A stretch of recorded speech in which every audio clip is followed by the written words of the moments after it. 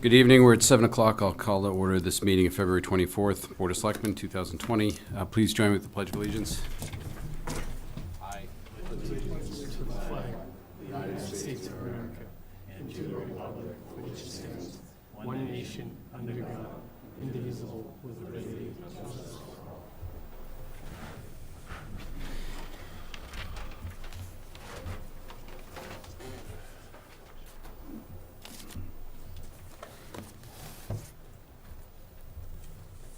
All right, so we're going to start with public announcements tonight.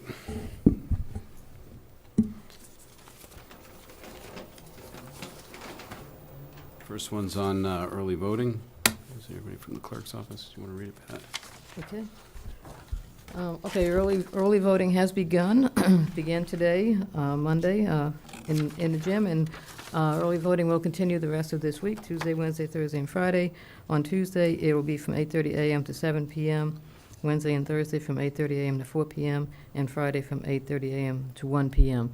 And the voting is conducted in the gym behind town offices, and there's plenty of parking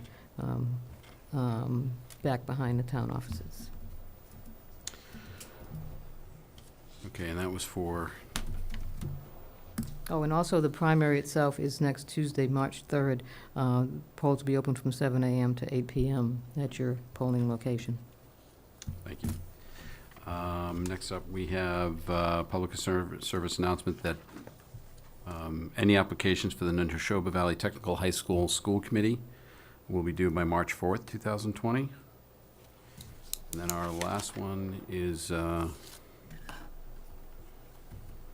have a values and vision statement. So we're going to give a... Yeah, so we'll be having a public input session on the values and vision that the committee has drafted on March 4th at the Senior Center, and you can find the draft on the agenda if you'd like to look at it ahead of time. If there's any input you'd like to provide, please come. Thank you. I kind of went quickly through the Neshoba. Did you want to read the whole? Should I read the whole announcement? Sure, you can. Okay. The Chelmsford Board of Selectmen and School Committee would like to meet on March 9th, 2020 to appoint one representative for a 3-year term and one alternative representative for an unexpired 3-year term to the Neshoba Valley Technical High School Committee. Applications are available on the town Chelmsford's website or in the town manager's office. Applications should be forwarded to the town manager's office, 50 Billerica Road, Chelmsford, Mass. by 4 p.m. on Wednesday, March 4th, 2020. And that brings us to open session. Is there anybody that would like to address the board tonight?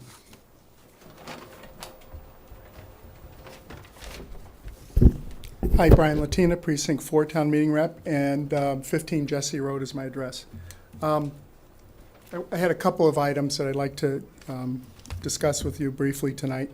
One is I wanted to appreciate the Board of Selectmen as our elected officials, the top command, if you will, in charge of our town, and I wanted to give you my support and appreciate that you do this for free.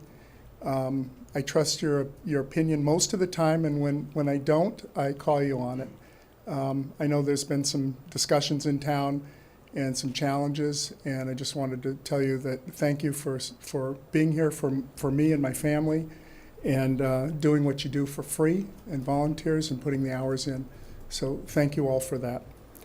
I trust your judgment. Second topic I had was regarding some challenges around town with regard to handicap access. And I know we're trying to make ourselves an age-friendly community. And as I go around town, I know I've challenged some of you with some pictures with the camera. In fact, 4th of July, Matthew and my wife and I went from the CVS parking lot across up to the Common. And at that time, I took pictures of the defects in the sidewalk and the crosswalks. And since that time, we've actually finished building a building worth multi-millions of dollars. There's still a pothole at the very foot of the entrance and exit into that facility. The crosswalk in it has not been painted in years and years, and even if it was, his chair doesn't work going up that bump at the foot of that. That needs to be fixed, and it needs to be done sooner rather than later. It's dangerous. I know I told people about it before, and as a reminder, I figured I could give you some of the blind person pad from the property directly across the street. As you come down CVS, there's a pad there so that somebody blind can tap their way into it. And then beyond that, the brick walk that we put, I don't know why we do a cement brick walk in New England, because when you hit it with a snowplow, it tears it all up. This is disgraceful. It's very dangerous, and he's not blind, but if you bump his wheelchair into the ditch there, the surface water, there's a drain there, so we have a surface water committee we paid $2 million for. That needs to be fixed right away. Further up the walk, if you cross the street in front of Fishbones, again, the pothole directly across is a problem. You walk up that sidewalk, there's pit holes and dumpy holes along the edge of that. There's an electrical box at the base of the electric pole, and I'll send pictures. I assume I can send them to Paul and company. The electrical boxes, when you place them in asphalt, tend to raise up. When you bump across that with a wheelchair, you're on your head if you're doing it yourself. And I'll leave you with this. I just came in the back entrance, the power door that you hit the button and you come in isn't operating. It's very common after hours that these buttons that we rely on if you're in a wheelchair to hit should operate. Typically they don't. In Town Hall, it needs to always operate 24/7 as long as the building's unlocked. If you don't, just to give everybody a little education, the ADA requirement is 6 pounds pull. If you're in a wheelchair, you grab a door handle and you try to pull it. If it's more than 6 pounds, your chair rolls. So the requirement is 6 pounds. So every time you grab a door and it doesn't quite open, think about that. 6 pounds or more, you can't do it in a wheelchair. You have to hoist around and pull.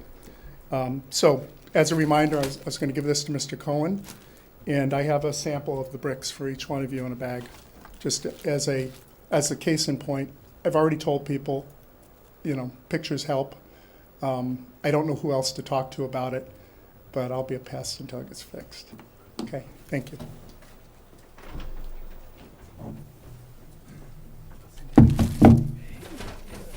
Thank you. Right in front of Fishbones. I did give a piece to the Fishbones manager too. I know they're working on a project there. So, Thanks, Brian.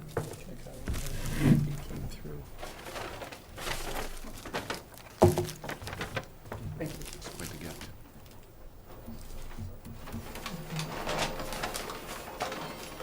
Good evening to the board. Ed Buckley, 27 Buckman Drive, Precinct 6 rep. I'm here to ask a few questions that are very similar to what's going on at 54 Richardson Road and the activities, and I'm in agreement with the fellows from the North Chelmsford Water District in regards to the trucks being there and so on and so forth, and their concerns of contamination. But this is going to lead me into what's going on at the Chelmsford/Billerica Forum. Approximately 40 school buses right on top of the watershed of East Chelmsford. 10 of the buses probably don't even have nothing to do with our town. NRT probably is using them for other towns or cities. But I was asked the town, is there a leasing agreement with NRT? And they said no, go to the school department. I asked the school department and they said go back to the town.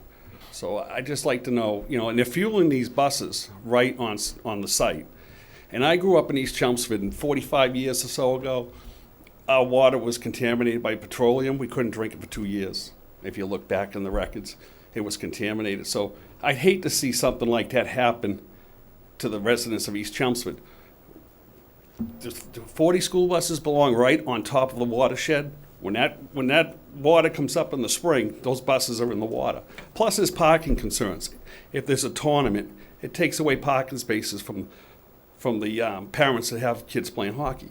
So, do you know anything about the leasing agreement, Paul? Want me to respond? If you would like to. Sure. Or we can do it another night. That's- No, we can respond. There's been a multi-year lease agreement at the forum for the buses for the Chelmsford Public Schools. To cut to the chase, the buses aren't going to be there much longer. Okay. NRT has purchased the property on Katrina Road. They are constructing a facility, and so they should be out of there in a matter of a few months once the site is complete. However, going back to the concerns over there, that site is in the town of Chelmsford. It's permitted by the Chelmsford Conservation Commission. We're not aware of any issues of any spilling of hazardous materials and such on that site. And again, like I said, the end is near. We'll be leaving that site shortly, and there is a lease agreement, that was executed in concurrence with the school transportation lease, bus contract with NRT Transportation. So the long story short is that the buses should be off of that site in a matter of months. Which would be good. Yes. Now, I know when that agreement was drawn up, the town of Barica had mentioned anything that would derive revenue from the site, whether it was a cell tower or maybe even a leasing agreement with the town of Chelmsford, they would take part in the revenue. They would share. The buses are all parked entirely in Chelmsford, not in Billerica. The town of Chelmsford owns that property, so the town of Billerica has no rights to what takes place there. The issue of why the buses are parked in Chelmsford is your excise tax is based upon where the vehicle is housed or garaged. Right. And in this case, they're all parked in Chelmsford. I just, for the record, I just thought it was a, bad place to be putting that many buses right on top of a water supply for East Chelmsford, So that's all I had to say. I'm glad to hear they're leaving. All right.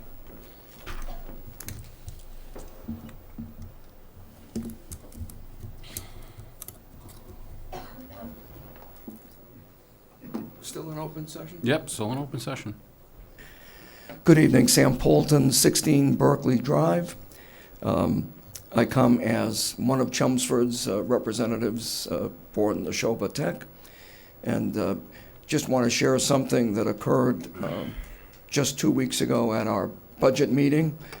I want to commend the town manager for, he's always been cooperative, but extraordinary cooperation and insight and a good working relationship with our superintendent, Dr. Pigeon. And it was mentioned that Select Board Member Wojcik was at the meeting, and she'll remember that Denise made a point of commending Paul. Of all the sending towns, we really had an extraordinary guesstimate from the town manager. I think somewhere on the order of within $100 of what you thought the budget was going to come in at. But more importantly, it gives us confidence when we go to town meeting that we've had someone that cared about the process. It's a very complicated budget, I think, as you all know. So as we didn't have more than a few people at that meeting, I just wanted to say it in a larger form and thank the manager, and of course thank the Board of Selectmen that's always been very supportive of Neshoba, and we look forward to having that budget passed at town meeting. So we'll send the minutes along, I think, from that meeting. Thank you very much. And thank you, Mr. Manager. Thank you, Sam.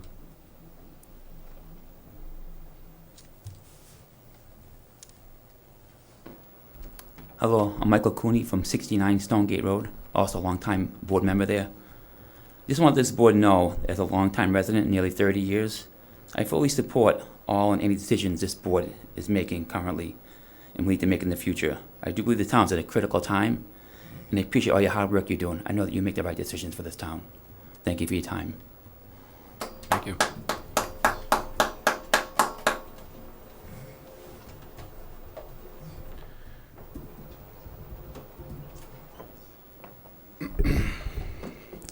Frank Good, lifelong Chelmsford resident, 4 Longspur Road, President of the Superior Officers Union, lawyer of the Chelmsford Police Department for over 26 years.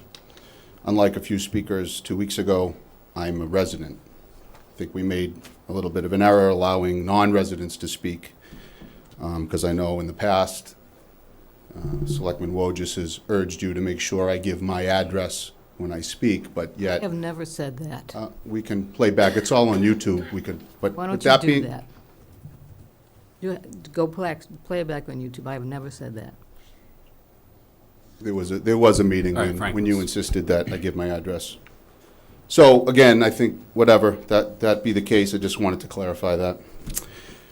Speaking here tonight, I'm shocked that the finance director has not stepped forward tonight in open session to offer an apology to this board for lambasting and insulting the board 2 weeks ago, when he accused them of placing the town manager's contract on the agenda for executive session. He accused this board of poor judgment, poor timing, and being disgraceful for putting it on the agenda just 2 days after the funeral of the town manager's father. Well, we all know now that was not true. What I'm not surprised by, and what is actually disgraceful, is the town manager's failure to immediately correct the record about this. Merely minutes after I had outlined how the town manager misrepresented an arbitration award, misled the town meeting, and failed to correct the record during the town meeting, he did this. Like I said, that night, a tiger cannot change its stripes. It was only after Chairman LaFave called the town manager out regarding who actually put his contract on the agenda that the truth came out. That the town manager had added it to the agenda for the meeting that was 2 days after his father's funeral. Frank, Even with do we- that, Do we have anything new tonight? this is, Okay. let me get through. I'm not repeating anything. He failed to directly answer the question, and he chose instead to tell a story dancing around the issue. Even in the face of everything that is going on, the town manager wasn't going to correct the record, but instead was willing to allow the board to be wrongfully bashed for something he was responsible for. It's unbelievable. You honestly can't make this up. And let's not all be fooled. They got 400 signatures on a petition of a town that has approximately 36,000 residents. This is far from impressive, and I'm not so certain that the petition achieved their intended message. I'm guessing there must have been a lot of people who refused to sign the petition. Thank you. Mr. Chairman, may I have a chance to respond to Please. this? Because Yep. I'm tired of sitting here and hearing half-truths. I'd like to read the email that I sent to the board on that night. Please, if I may speak without Go being ahead. interrupted. Because I think the board knows, and in the last meeting, I paraphrased it, but I'd like, so that there's no ambiguity. Let's read the email that was read that evening. I'm just trying to pull it up. Well, the email wasn't read that evening. No, but I'd like to read the message that I That's- sent and to that's the fine. board, because I think that may help clear up some misinformation that has just been provided to the board. Let me see if I can get this on my email.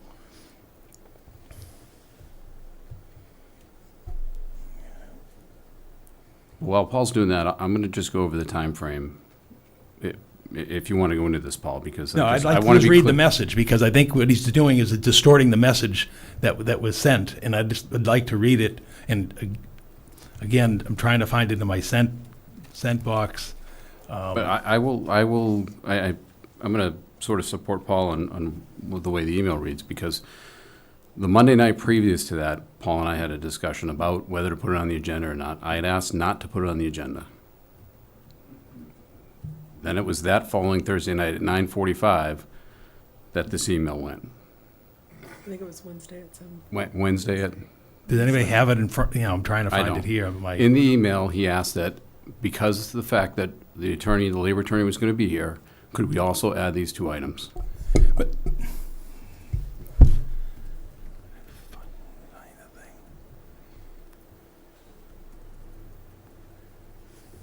Was that the 15th, It was January 22nd. January 22nd?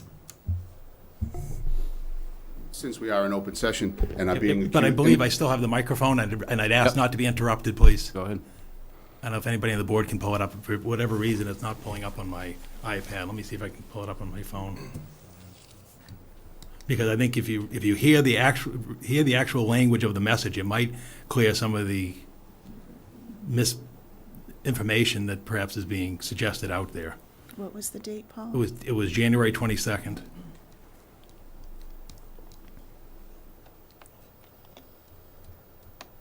Here it is. And I'll just read it in its entirety. It's dated, I'm sorry, can you, Is that the right? if you could just pull it.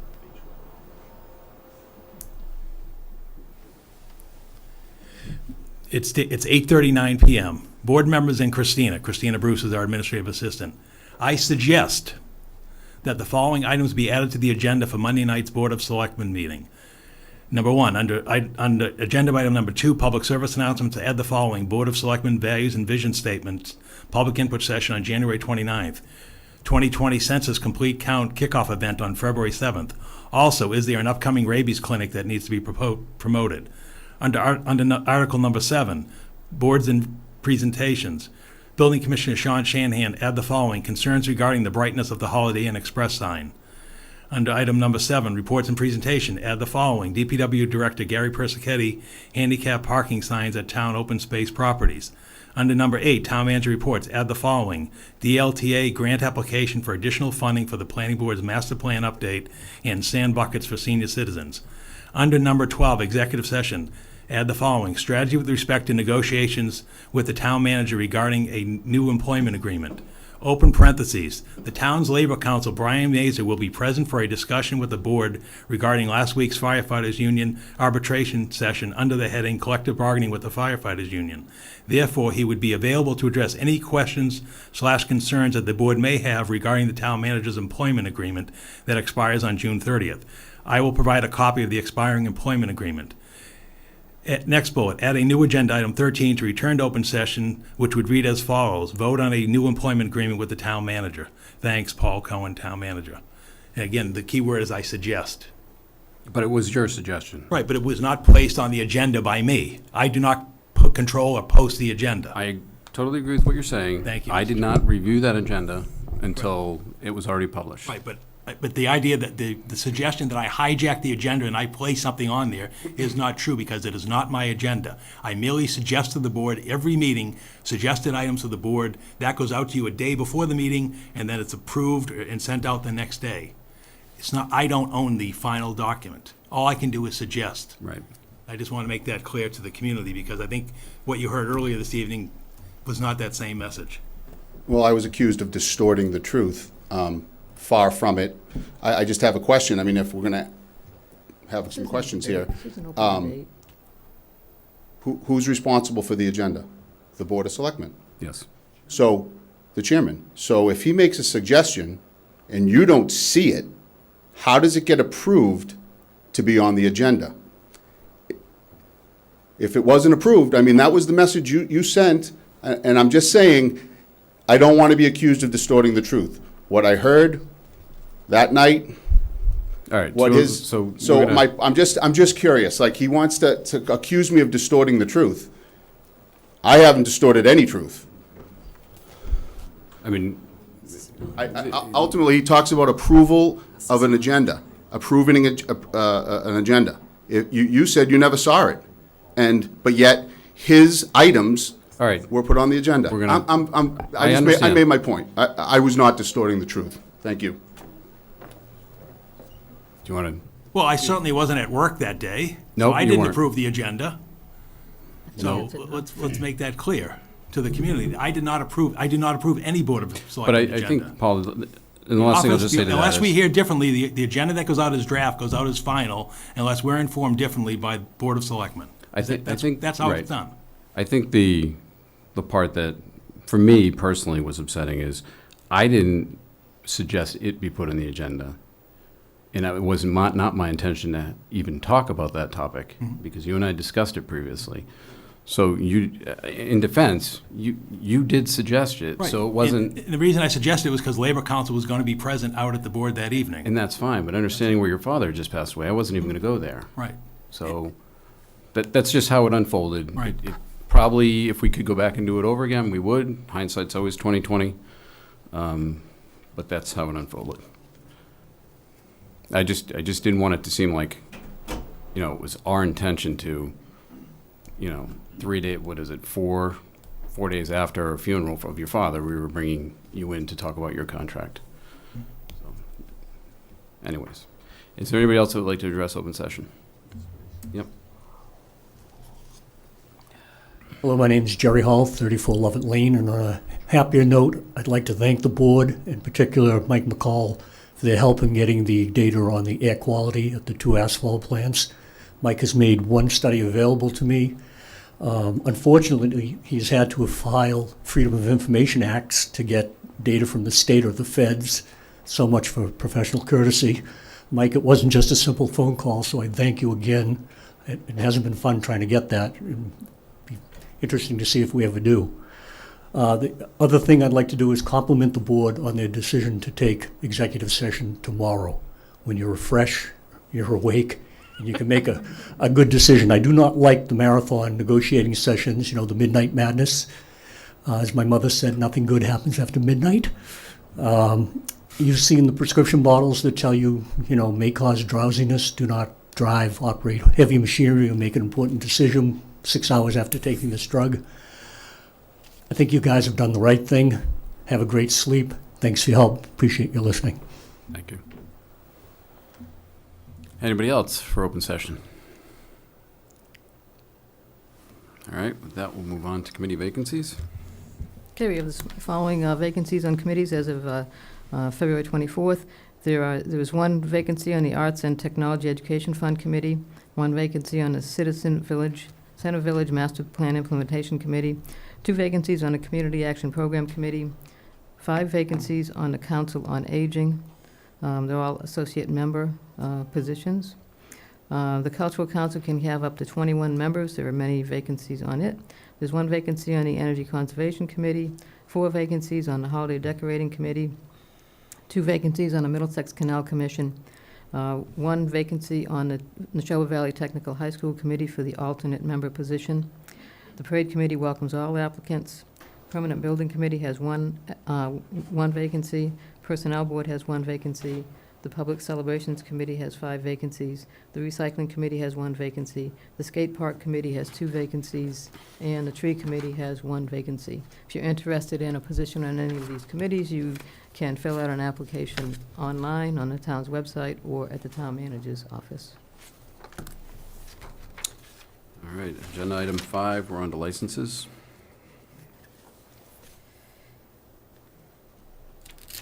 First one up is the Chelmsford Public Library. Is there anybody here from there? Nope. Nope.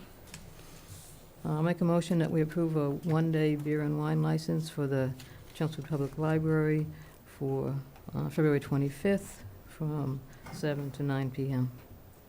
I'll second that for a wine, cheese, and chocolate tasting, which will be at the Chelmsford Public Library at 25 Boston Road, and that sounds fantastic, so. Yeah. We have a motion, a second, all in favor? Aye.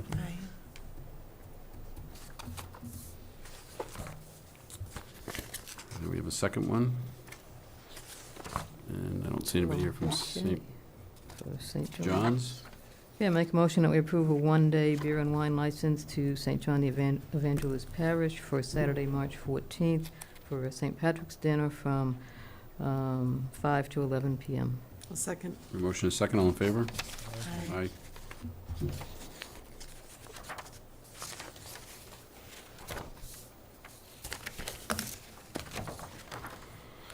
That brings us to item 6, the North Chelmsford Water District.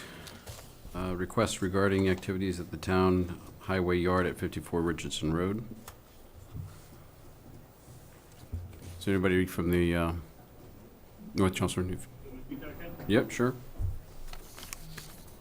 If you would like, Bruce. Bruce Harper from the North Chelmsford Water District Superintendent.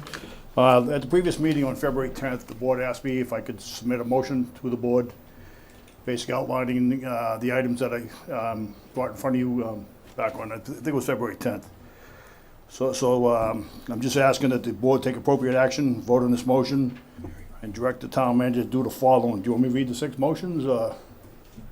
It's pretty lengthy. I mean, Yeah, I if can you read want. them if you'd like to. Are we Should we read them in? gonna discuss them as we read Yeah, them? I mean, we're probably going to discuss them once we, Sure. all right, so one has to do with water and testing of the wells, 2 is water, sample testing of the soil soils, 3 is the fire department with regard to the ability to operate mechanics out of there, 4 is using as a private contractor yard. 5 is to no longer allow roll-off dumpster containers. And 6 is to keep the gate locked. So with that, we'll, you want to have, We have the Public Works Director and Fire Chief who can address the items that are being requested. The Building Commissioner would be here, but he had a medical situation, was unable to be in attendance Okay. this evening. sure, Gary's?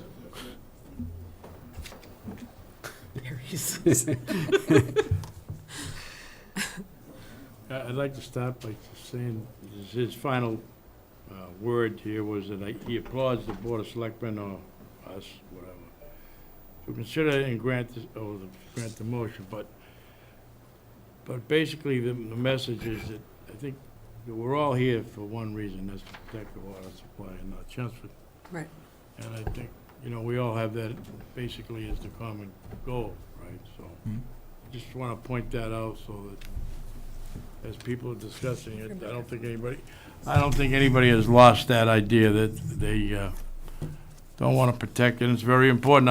I'm one of the water takers, and there's like 7,000, 7,000 people. 7,200. 7,200, and it's, it's very important, like it is, as we just talked about in the East Chelmsford, how they had a water problem because of gasoline years ago, whatever. So that's something we're just trying to prevent, and I think there are some motions here that may help us stopgap something like that from happening. So we're here to discuss this, and keeping in mind that we all have a common goal, and that is to protect the water in North Chelmsford. Good evening, Gary Persichetti, DBW Director. I'd just like to start out by saying that I believe that the Chelmsford DPW and the town of Chelmsford has always been a good neighbor and has worked hard to keep the site up and to make it so that we are a good neighbor and we keep the water supply intact. To that, if you've been down there lately, the site is extremely clean. Everything is in order and in its place. And if you don't mind me taking a couple of things out of order, we can probably take a couple off the table that probably don't even need discussion. So I'll start with item 5, which is the prohibiting the use of roll-off containers at 54 Richardson Road. There are none. The only dumpster down there is a small dumpster for trash itself. We don't do any other operation of that down there.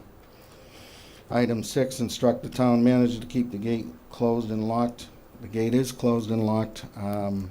What we have also done is I ordered a automatic motor for that. I actually have a meeting Thursday morning with the vendor. Most of the parts are in. We expect it fully done so that it is automatically shut itself behind itself after it's been opened on a keypad by the end of March. So those two, in my opinion, or mine, should be off the table and help you out a little bit. As far as 1 and 2 goes, I'm going to ask Steve to explain a little bit about that. Could I just mention, Gary, Sure. just on these 5, Yeah. on 5 and 6, if prohibiting the roll-off, if there aren't any, that means they won't be used then, is that No, correct? we don't do that here anymore. Okay. None. There's, So, like I said, there's a regular dumpster. Okay. And the Trash. and the other thing is, I live there, so I go by there frequently. Yep. And many times the gate is open, and we started years ago when we were going to try to do the, what were we trying to do, recycling? We were trying to start the recycling situation there. And we said we'd keep the gate closed every night, have it locked by 9 o'clock, whatever the daytime was. We've been I think locking it at 4 o'clock. Yeah. So, and Or when the I know last truck recently it comes has back. been closed, and then other nights it's open. And so I know that, all I'm just asking if it can just get closed. Yes. As far as I know, it has So been, I other just than one time. wanna, like I said, we're here for Started. the same Yep. reasons. Mm-hmm. Thank you. Hi, good evening. Stephen Yonley, Assistant Director of Public Works. My comments are more just some clarity on just some of the items. If the board does decide to have us test the wells that are on site and the stockpile, just some clarity with some of the sections of regulations that were cited in North Chelmsford Water's letter. There's just some confusion. We did some kind of looking at it today. One of the sections about testing the overburden pile, the soil pile, seems to refer to a section that's for groundwater testing. So we just need some clarification on that from North Water. And if the board, decides to have us do the testing, I can work with Bruce offline on that, as opposed to bickering around here at a meeting, just so we know exactly what we're supposed to be testing for. And the other thing that came up is when a couple of the other people on staff were kind of looking around, the question come up is why they wanted us to test, and I really couldn't come up with an answer, because historically, through the 90s and into the early to mid 2000s, we had done some groundwater testing and all had come back clean. There was testing done when diesel tanks were removed. There was testing done in the early 2000s through DEP or through an inspection, and then I believe it was 2008, there was some sampling done when there were some barrels that were found out in the back when we were still mining for sand, and at that time there was sampling done and it all came back clean. So my staff did some searching on the public records, the annual reports and stuff from North Water. They don't indicate they have a problem. So again, there's just the questions on why we need to do it. I'm certainly not opposed, but it was just, the questions were asked is why all of a sudden, if historically we haven't had a problem and our operations have diminished through the years, why not? Why heightened scrutiny after a year? Yeah, okay. So, I think it has more to do with something new. It's just, well, I get that. You asked me, Bruce, excuse me? Is Well, this, it's whatever you want to be testing for, is this something that has just recently appeared in, Well, there's a lot of things. I mean, the technology and the best management practices is getting better and better. They're talking parts per trillion. We used to, when I first started, it used to be parts per 1,000, parts per million. Now they're actually detecting levels of contamination down to parts per trillion, and that's what we got to abide by across the street. And all we're trying to do is, if you read the 310 CMR 2221 that I submitted to the board, and so it's all outlined in there. I mean, it tells you, all the zoning that is required, which the town does. I mean, the town, we delineated Zone 2 back probably 20-something years ago, and the town accepted that delineation. But these, we're just asking for protection. I don't think there's nothing in this letter that shouldn't be part of the motion tonight. As Gary said, if there's no containers, why take it out? A dumpster's fine. We just don't want big roll-offs there, so that should stay. As far as the fire department go for a special permit, we're just asking to go for a special permit before the Board of Appeals. That's a requirement. As far as monitoring drinking water wells, that's, if you read the 310 CMRs, it's part of the regulations. I was talking more about the drinking wells, because that was what we were talking about, and didn't you mention it's a new chemical? It's PFAS. PFAS is a big emerging chemical out there. It's a forever chemical. That's what I was There's getting 5,000 different contaminants that are driving out of this one. Well, it's PFAS. There's a whole bunch of them. It's a chain. It's a carbon chain, and there's 5 regulated now. They're talking 70 parts per trillion in a combination of the 5, and it just keeps going up and up and up. That's something that we're facing as I speak. That's something that's more prevalent in the last year or two or something. Yes, or less. it's getting bigger and bigger. It's going to be very. That was very, my point. It's going to be very, very costly for the water district and the town. I mean, everybody's have to share the cost. It's going to be a state, federal, taxes. And let me just clarify one thing. Back in 2008, let me just clarify one thing. Paul can vouch to this. The town excavated some 55-gallon drums. To this date, we were not, as a water taker, water superintendent, I was a town meeting rep, one of my water commissioners was a town meeting rep, we had a town council there, we were prohibited to go on that site when excavating 55-gallon drums of some unknown substance. To this day, Paul said, I will tell you guys, just stay outside the gate. I think Frank Good might have been there. If we stepped on the property, we were going to be arrested. Did I tell you that, or did Jim Pearson tell you that? No, you walked right past us. I will inform you guys and let you know what's going on. We could not, as town officials, I lived in town at the time, I was a town meeting rep. Bob Levitt was a town meeting rep, lived in town. Our attorney was there. We could not step on that property While they were excavating the barrels. while they were excavating the barrels. It sounds like a safety issue, though. It was. Yeah, so why I would they called let Jim- you? I called Jim Pierce up, I says, why weren't we notified? He That's said, like when they find a backpack and they don't know if it's a bomb or not.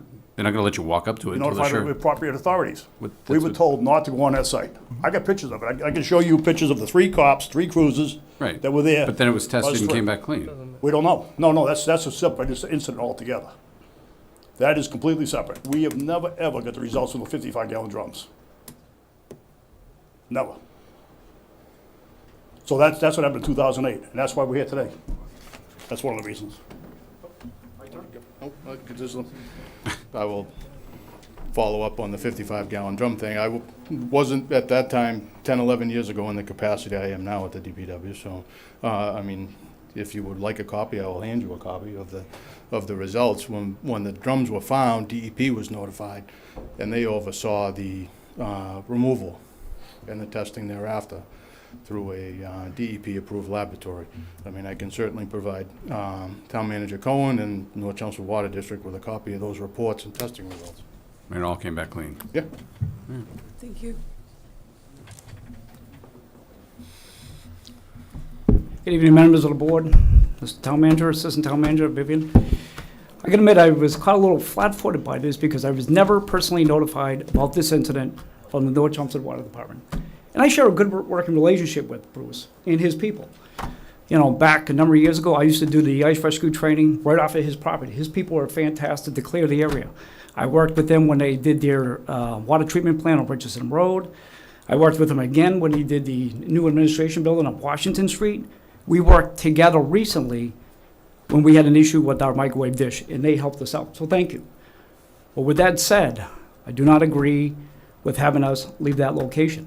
If we leave that location, I'm gonna have to send all my mechanical, all my apparatus out to vendors, third-party vendors to repair. It's gonna be very expensive, and it's gonna have an operational impact. It's gonna have an operational impact because they don't just, you know, take our vehicles right then and there. We have to schedule it. So you're talking about out-of-service time. That's an impact to the department. So as far as the environmental impact, Mr. Dixon, you said it right. You probably remember a time we used to fuel up over at Richardson Road, DPW, police, you know, in the fire trucks. Back in the early 90s, we used to fuel our apparatus over at Engine 4. Before it was even required for us to pull the tanks, because they were single wall tanks, we had them pulled out. We had that same requirement for DPW. We pulled them out in 1998. I have the pictures here that show that we have the tanks, we open them up, we look inside the tanks.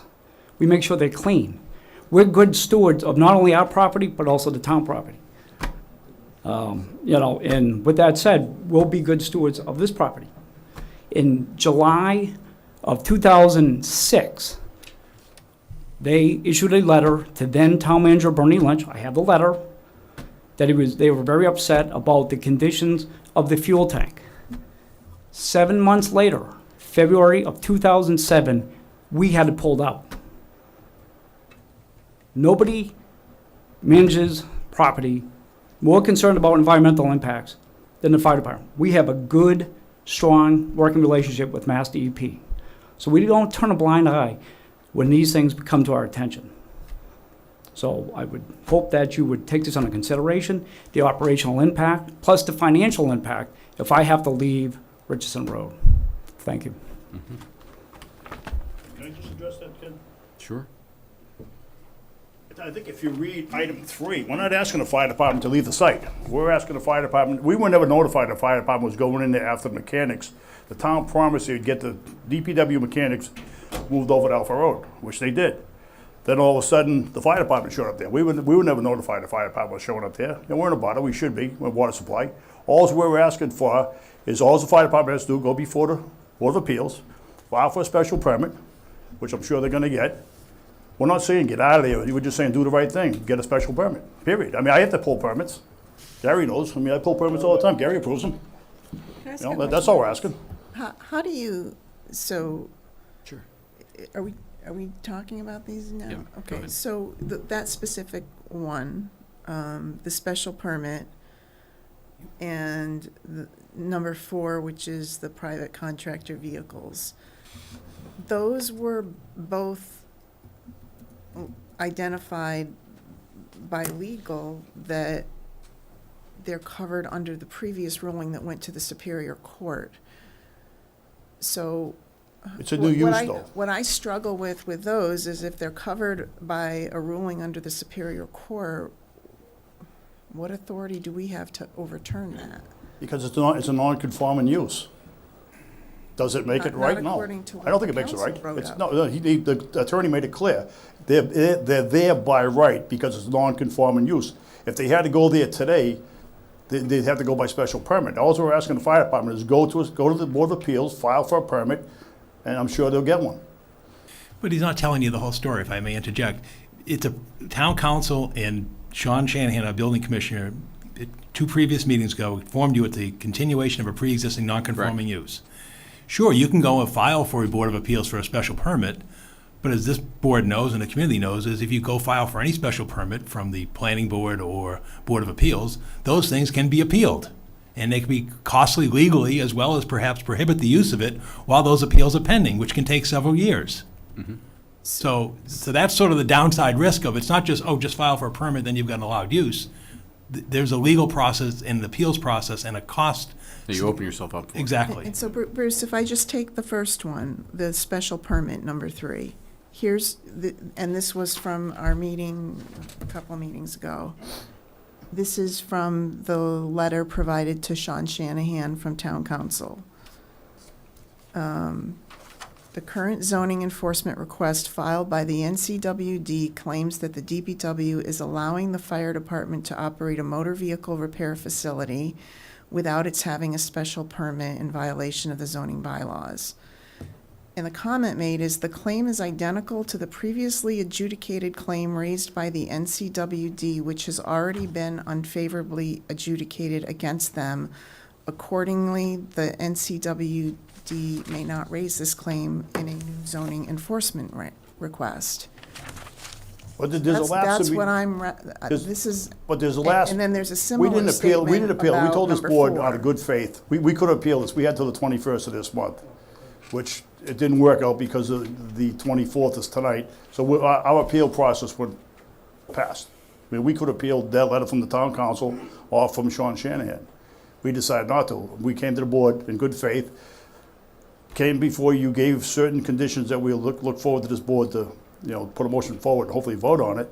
And, we lost our right of appeal by going past that 21st day.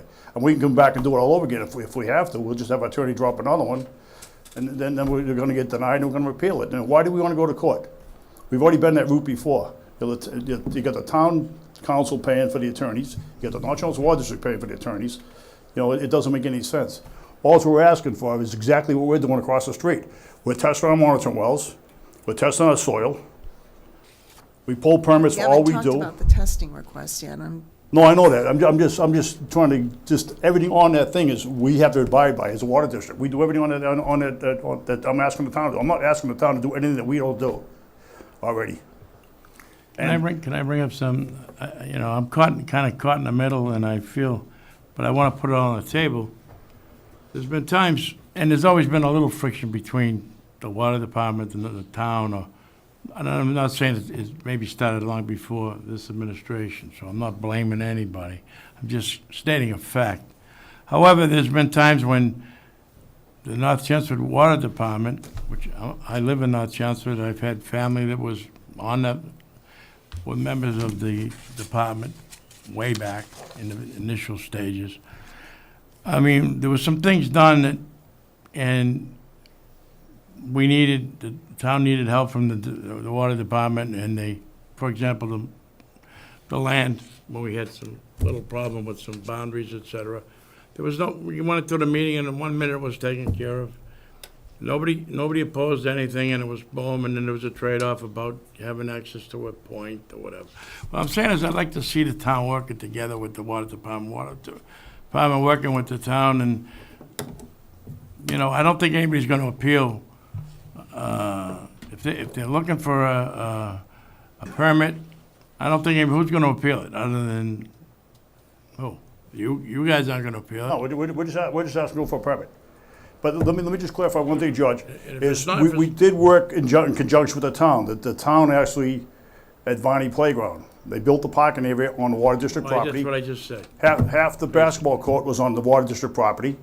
So what we did, so this will never happen, what happened in 2008, we did a reciprocal agreement where we were allowed to access across the DPW land if anything happens in the future. That's what the agreement says. If the town is allowed, we have an easement, to use the Viney Park land as long as we have access to the DPW property. That's what we did to protect ourselves. So this will never happen again in 2008. See, there's a little bit So- of history here that a lot of people, I Right. mean, and I'm not We've saying been either trying side to work of it us- out. So in an effort to work this whole list out, as I read through this, my feeling is, if the town were to agree to 1 and 2, and the test, and the wells come back clean, and the piles come back clean, that would tell me that the fire department's not leaking anything in the soil, the trucks that are being parked there, from outside trucks, private contractors, aren't leaking.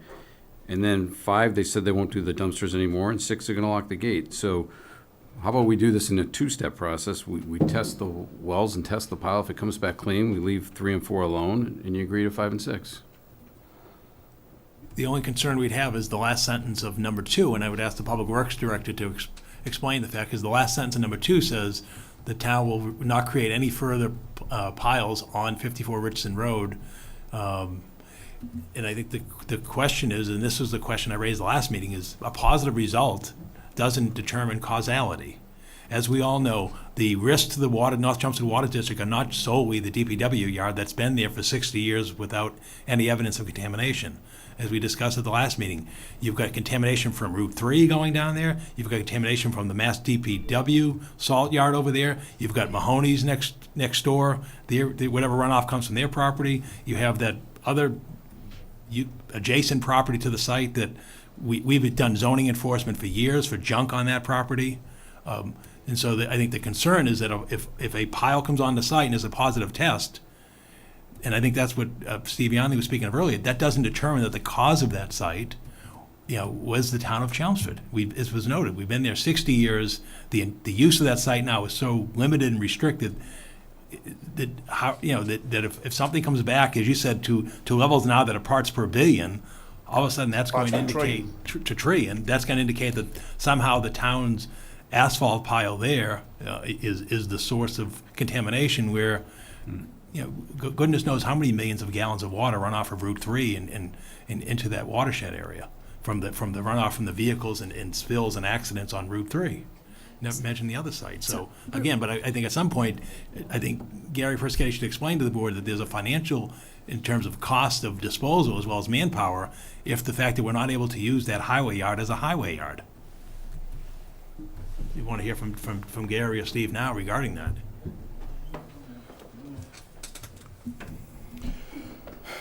So, just to speak to the town manager's point about some potential financial impacts for us if we can't use that as a staging area for overburden off of job sites, what it'll do to us is add 10 to 20% per project, because we'll then have to dispose of the material off-site. We can't screen it for reuse. So we're either taking it right from the job site, trucking it to Newport Materials or Graniteville Materials or Cadillo's plant in Littleton, someplace that'll reprocess the material.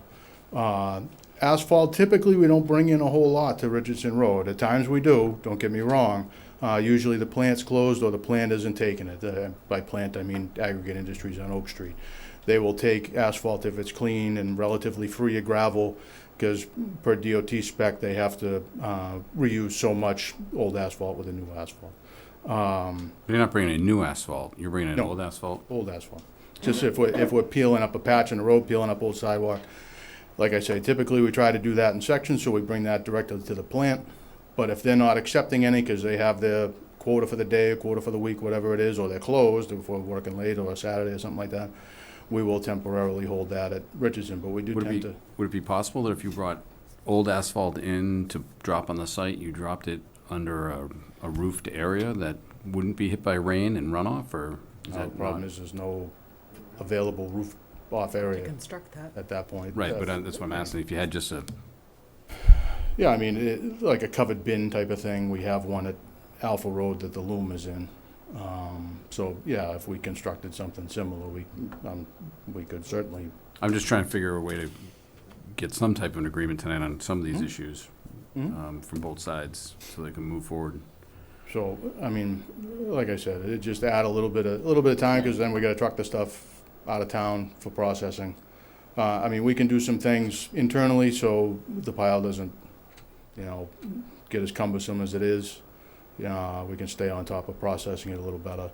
But again, we need a place to stockpile material like that. And it's been stockpiled there since it was a highway ad in 1950, whatever, late 50s.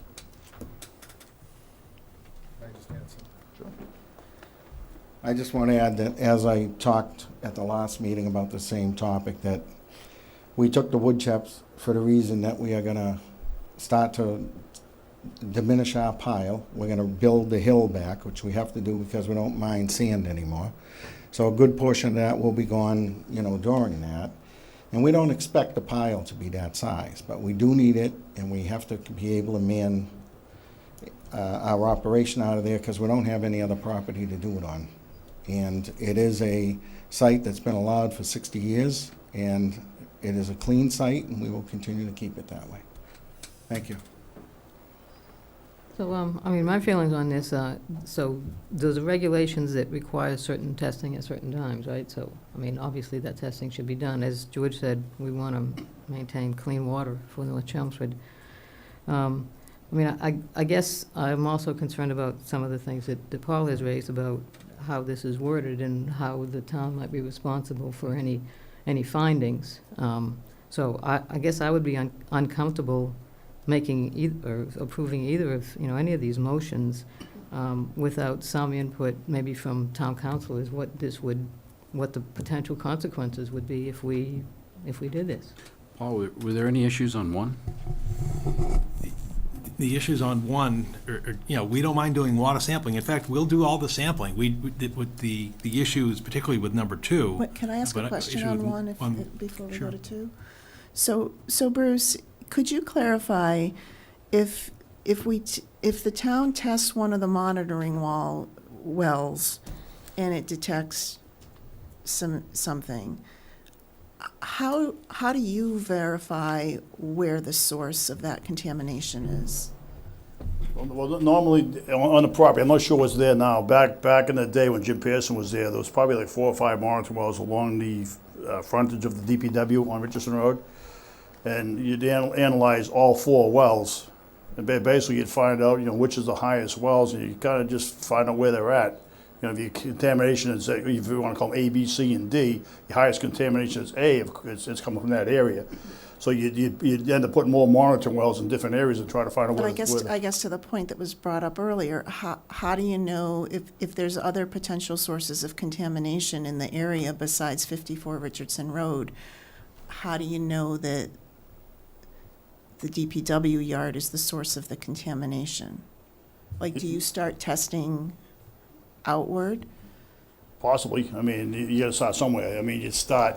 Because there's an assumption in this that if, personally, I think testing the well water is the right thing to do, but there's an assumption in this that if you find something, the source is at the well site. Right. Which. Because, it's the same as at the gas station. When they do remedial recoveries and stuff like that, they'll test the groundwater around, I think they still do it at the gas station right there in North Chelmsford, right at the Princeton Street. And they put I think it was like an aeration stripper. And they actually recovered the groundwater back to the site, and they stripped off the VLCs. They still monitor those monitoring wells. So that's kind of how they do it. They just go certain areas on the property. They find out where the highest contamination is, and they end up putting some type of recovery system in. But if I may, Mr. Chairman, and I'll ask Chief Ryan to come to the podium, we had recently a contamination issue on Summer Street at Harrington's. Right, and speak to that it wasn't Harrington's, wasn't the source of the contamination. That is, You can explain we're what's going working on with there. DEP, and I said we're still trying to determine the source of that. people walking behind Andiamo between Harrington's or Lincoln Liquors and behind Andiamo's, they smelled the odor. This goes back to about this time last year. So after several weeks of us going out there, responding, doing some remediation efforts, Mass DEP, we met them out there. They're still trying to locate the source of that smell. So what they do is they put in these monitoring wells, and what they can do, and I'm not, from Mass DEP, but they can try to triangulate the source. They're trying to guess where it's coming from, but as yet, they do not know where that source of petroleum is coming from. So that could happen very well with us.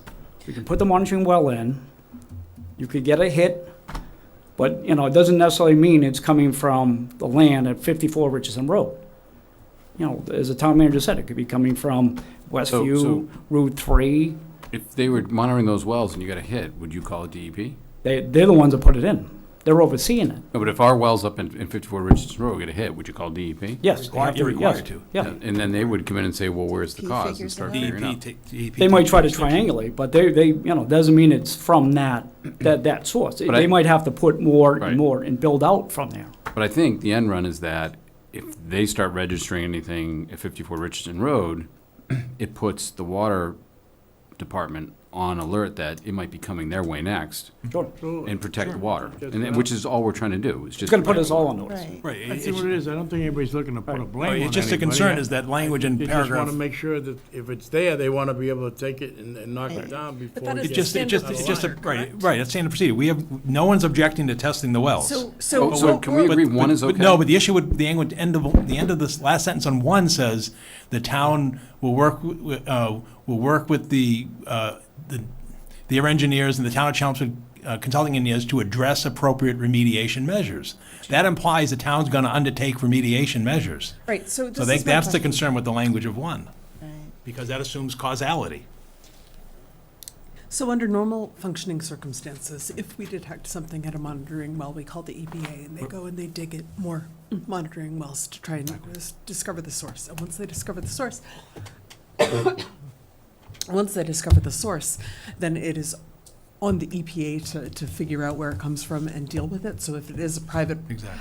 business X that is the source of the contamination, then the EPA would be dealing with that, and that would fall under federal regulations. Yes, exactly. So what, the problem with one is that it is saying that the town take on that cost instead of the EPA. And so I think that is the issue here, is that when there is a policy and set of procedures in place where the EPA has protocols and they take jurisdiction, why would we take that off their hands?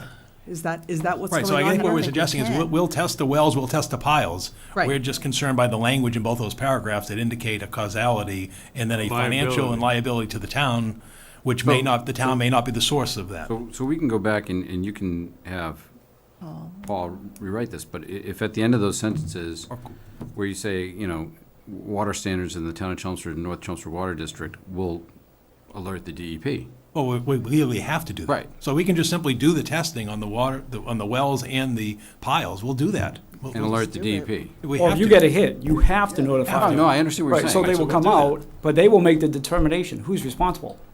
So we can Bruce, fight is that about this, but- acceptable? So what, I mean, you could strike out after engineer. How about they just agree to do the testing? Because if they get a Yeah. hit, they have to tell the DEP. Exactly. That's, I was gonna say, I mean, I wouldn't have a problem with it says town of Chelmsford consultant engineers, period. And then just strike out to address appropriate immediate action, which we know immediate action is gonna have to be taken into consideration anyways. so just to summarize, this paragraph is do your job. Yeah. Like this is, so we're already doing this, right? No, But- No, we're not doing No, that. we're not already Not doing it. obligated to do that. We're We've not Okay, never done testing. that. so then the only thing we are discussing tonight is annual water samples, right? We'll do the sample. And if they get a hit, they That's give it to the easy. DEP because they're Like, required to. That's easy. Right. on number And 2, number one, and number two also, we talked about doing a soil sample. I look at that pile, this is the God's honest truth, I see a pile of contamination, unless it's proven otherwise. Most people look at that and see a pile of dirt. We have to test, we have to do a beneficial use permit. Otherwise, it costs us, every time we clean our filter beds, it probably costs us almost $20,000 a month. So I have a permit where we can actually reuse our sludge, let it dry, we test it every 6 months, and then we allow it to mix it with loam, a 50-50 mixture, and then we can actually use that on job sites. We can go with it, we can use it 6 inches on a lawn. so, Okay. so the And number two, I have no issue whatsoever with testing the pile, but this paragraph goes way beyond that because it says that, and I read the last sentence differently than you, Paul. I didn't read it as a causality. So what I'm reading here is that if the pile tests positive, you want the DPW to remove the pile, and yet they're going to repurpose much of that pile on site, is my understanding, for that embankment. And the last sentence just says point blank, you're not going to create any further piles, which you're saying that you can't use that site to store anything until it gets repurposed. So, and so now we're going back to what other alternatives do you have? And so my thought here was test the existing pile. DPW is going to repurpose what's in that for, Gary can explain what they're going to use it for. But then if there's other piles that we have to store there until they're repurposed, test those too. Right. Just, As long as the pile just exists. get the data, Yes. know Is- what's there. Is old and- asphalt gonna test negatively anything? anyways? It's still a petroleum It's not saying product. it's not really the asphalt's the The biggest pile concern. that he's It's talking the- about it's is the not pile, It's the asphalt. dirt, actually. We're not worried about the asphalt per se. Gary, can you talk to how you're gonna repurpose that? It's not a question of testing it, and if it's safe, just pick it up and move it. No, well, part of the pile will get picked up and moved slightly because it's stock. It's stock for jobs that we do. It's good loom at that point in time. And as I said, the biggest thing is we want to stabilize the hill, which is where sand has been mined for years to use on the roads. And to do that, we have to give it back the pitch that it needs. So it'll take quite a bit to get that done. And that was the main reason for accepting the chips, because they're going to sit as the stabilization for it until you grow your grass or your weeds that are going to keep the pile. So we expect a good amount of it to go, and then we expect to have a pile. I can't guarantee that that entire thing will be gone to the point where it's all sifted. That's all a cost as well, but we will have enough done, and then we continue every year to do the same thing. And I don't expect the pile to be at that size again. That sounds perfectly reasonable. Is that, Yeah, we'll do the testing of water and the piles. okay, All right, so we have agreement on, well, we worked out 1 and 2. And I think 6 is the gates going in. 5, there's no more containers going. I don't necessarily see a need to put that in writing, but if Bruce, if you have their promise that there's no more dumpsters, 30-yard dumpsters going down. You've been through it, ain't you? You've been through it, ain't there anymore, the dumpsters? Yeah, well, as recent, the dumpsters have just been removed. They removed the trailer full of electronics and some roll-offs that were down there recently. Yes. You know, I mean, I don't see why 5 wouldn't stay. If their promise had never, you know, they're not gonna bring any roll-offs in there again, then 5 should be a moot point, just should stay within the motion. Yep, all right, I mean, That's what, you know, that'd be, fine. you know. But 3 and 4, Yeah, as Virginia read from that, you know, the letter that we had at the last meeting, I thought Sean made it pretty clear that that was allowable. dumpsters? No, No, 3 and 4. No, 3 and 4, that's what I'm saying, Yeah. I'm with you. I mean, to me, that does look like that went to court and they came back and, But 4, I understand 4, I worked for the DPW back in the early 80s. You know, I worked there for a couple of years. I remember the fuel tanks, fire trucks fueling up there. I didn't probably even know at the time there was a water department across the street. I was working for the DPW. And, I lost my train of thought. But, you know, they park catch basin, clean the trucks there, but that was work for the town. This is work being done in Ashland, doing it for National Grid. It has nothing to do with the town of Chelmsford. if it's for the greater good of the area, Well, what is the greater good area? It's Ashland doing work But for you- National Grid. Ashland's the one getting the benefit, not National Grid. But the residents benefit by the lack of power outages or Right. the prolonged power outages during severe appreciate that. storms. We Saves my did have budget an on agreement going with to National hotels. Grid to do a third of, a quarter of the Westford? town every year. yeah. And then I went down, That back in like 2003. and I went by there about a week ago, and there's a big utility truck out there, Caterpillar on the side of it. They're doing a manifold intake gasket on the truck. And I said to the guy, I said, you mind if I take your picture? He goes, no, go ahead. He goes, You know, I know I can't change oil on the site. I have a bucket here to catch any drippings or whatever. He said, I just did a PTO on the hydraulics on one the other day. And, you know, I thought they're not supposed to be working on vehicles, especially private vehicles, in the DPW yard. And they clearly, I mean, I got a picture on my phone, I can show you. There was a truck service in those asphalt trucks right in the yard. And then you're talking small repairs, you're talking, you know, manifold gaskets and stuff on the vehicles. You know, There's no chemicals in a manifold gasket. I don't know. You gotta take oil, you gotta take head gasket out, oil, drippings, I don't know. You said manifold. I don't know, I Stick with the head understand, but gasket. I don't know what it gets to take the manifold off. I mean, there's other things you probably have to remove to get to But the he manifold. said he had a tray to catch the drips, so he, No, I understand, but I mean, my point is, they're not supposed to be doing that, period. Okay. Servicing Gary, did vehicles. you want to? Yeah, I was made aware of that by Sean Shanahan when a letter reached his desk on that. I went down, I talked to the company and made sure that any of that ceased to exist, okay? They were doing windshield wiper blades, they were changing belts, which was all fine. I had no idea that they had gone to anything else, and there has not been a truck repaired on that since. That truck has not returned to that site to do any work. And I called Sean that next morning after I had talked to the supervisor. Okay. so if they had notified you beforehand that they were gonna do that, would you have told them not to? Not the stuff that they had originally said they were gonna do. It's basically just making sure the truck's ready for the next day. Not, So not, it sounds like a strange situation happened and they took it a step too far beyond what they were going to do. And Exactly. so it's not something that would normally happen. no, and it's not something that occurred again because we Okay. stopped it immediately. And just to let you know, since we're on the same topic, I had a conversation with them this morning and they have 2 weeks left and they're out. Okay, the town will be done, all the mileage that they were supposed to do throughout. I hope they didn't rush out of here because of the pressure. They were on my street today, so if I lose power.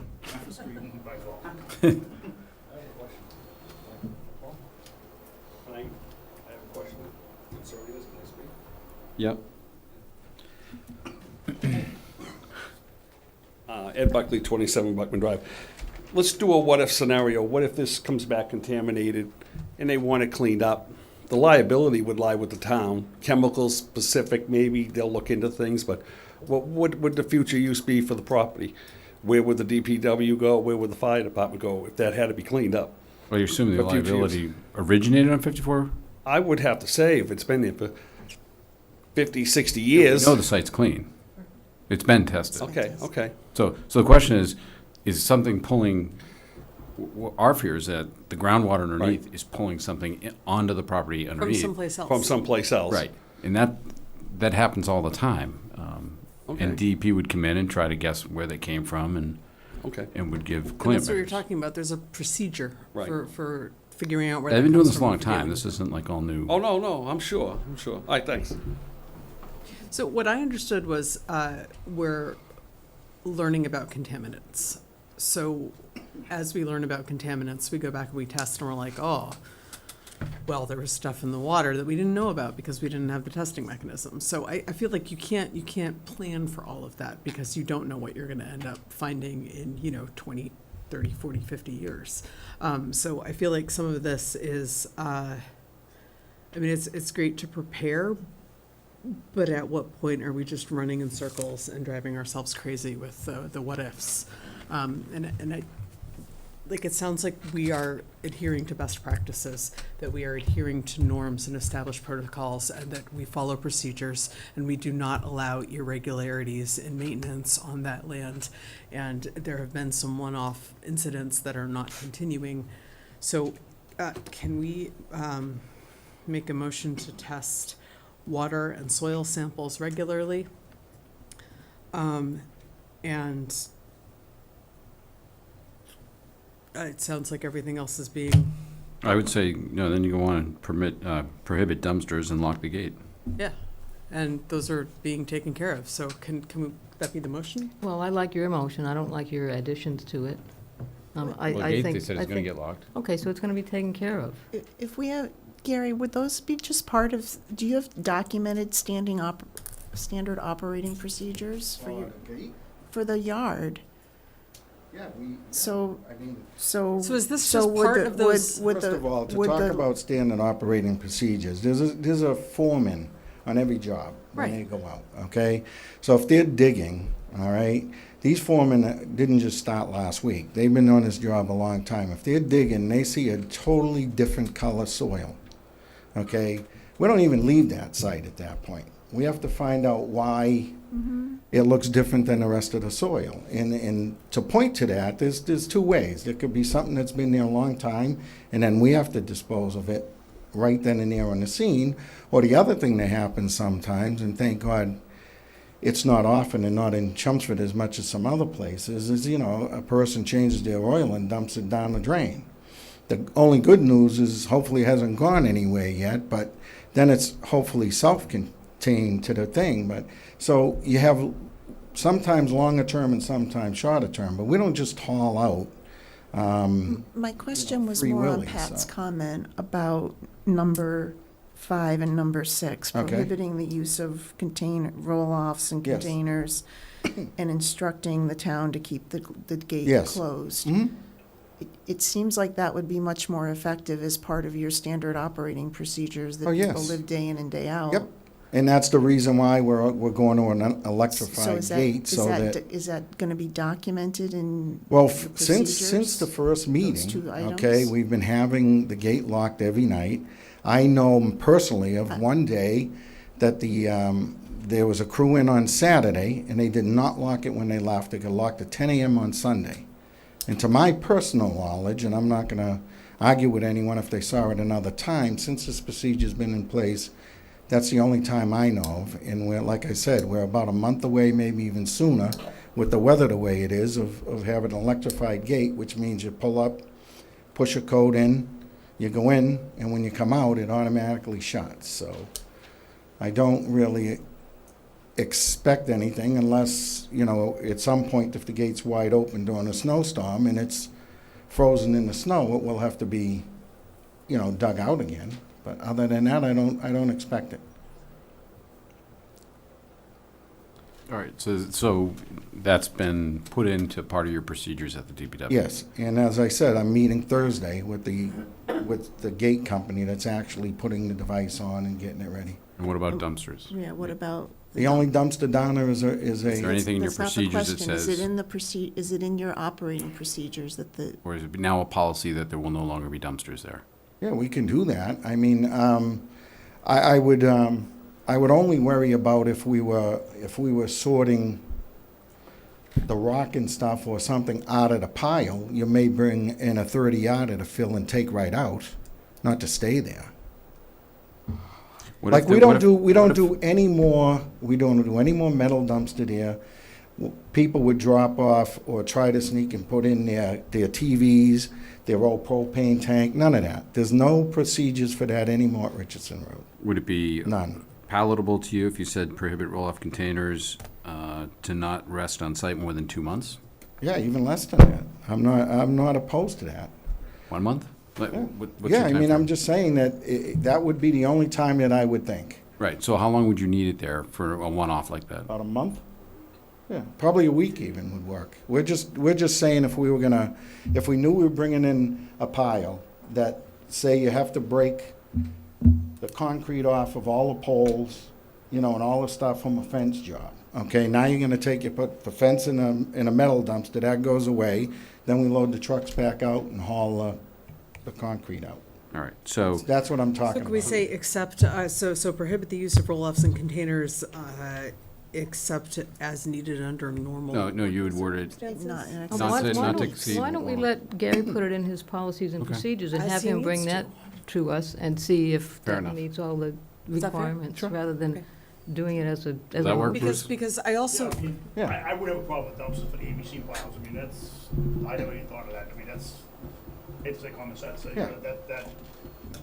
Fine. all right, so the gate's gonna get locked. You're okay with dumpsters for the ABC piles. They're gonna test the soil piles and the wells. Fair enough? well, good. So, motion to regularly test water and Do we soil. have Do to we have to do motion this? it? Do we have to do this? Does it need to be an official motion, or what's the rule? You don't have to Tell do me, anything. I Robert. think You have, this is all on videotape, as we know. Okay, so then there we go. We can dispense with Robert's rules. I'm so excited. All right, next. Yep, thanks, Bruce. What's that?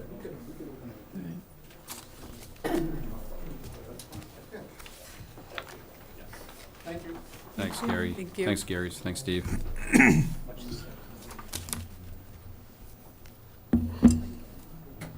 All right, that brings us to reports and presentations. Lisa Maroney?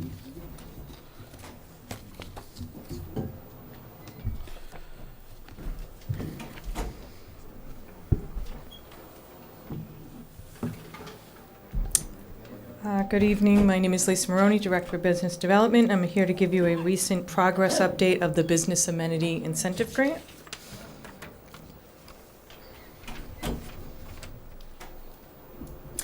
Another quick view of the guidelines that I presented to you on February 10th. The goal is to incentivize and help to solidify a final lease agreement for amenities to create more business attraction on Route 129. Working with $200,000 available in grant funding, here are two proposed disbursements in support of full-service dining on two restaurants that will be open to the general public. We would like to extend $75,000 for each project, leaving $50,000 potential for a brewery that I will talk about next. There are several members in the audience that have been waiting patiently I'd like to invite them to come forward to just introduce themselves. Joe Reddy is here to represent 197 Billricker Road along with Nicole Gibson. So just have them come up and say a few words about their project and any of your business partners as well.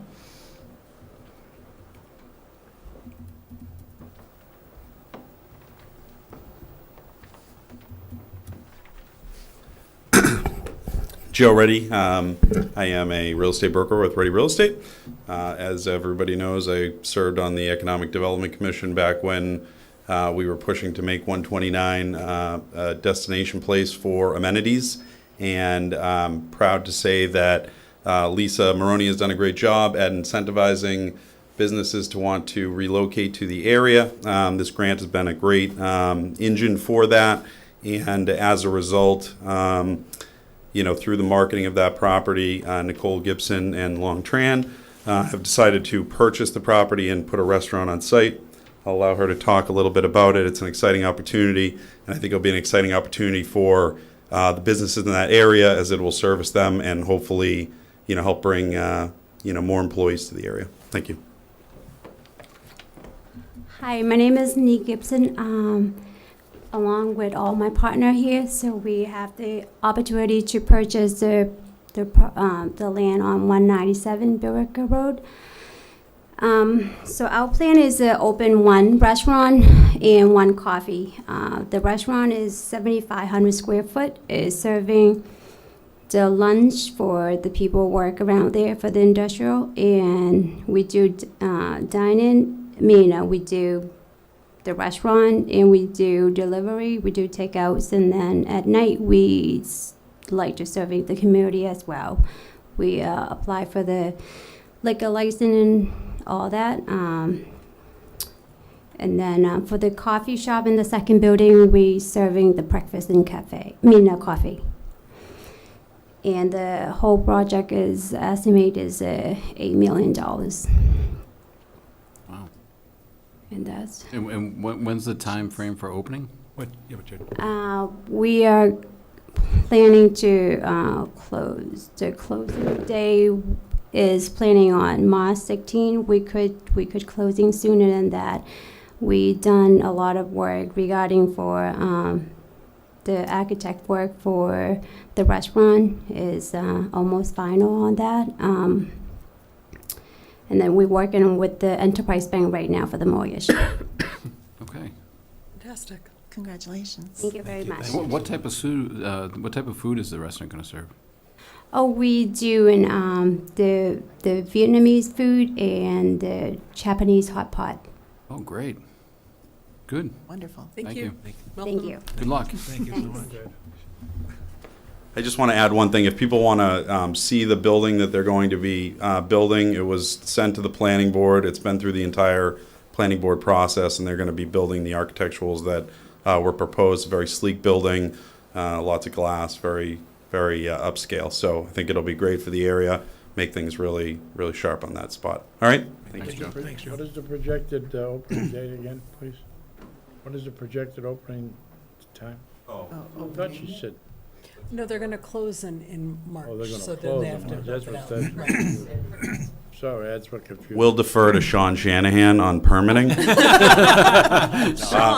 I want as some soon hot as soon as reasonably possible. They're going to close on it in March, and they're going to begin the That's where I process. get So confused. She hopefully said- by I thought fall she of said open, 2020. I couldn't. Okay. Great, thank Be you. great, thank Wonderful. you. Thank you. So very exciting things happening. Very proud to present that project. Also, at 330 Bill Ricker Road, Charity Edwards is here to represent another restaurant project that's coming forward. I'll let Charity share some details. Hi there.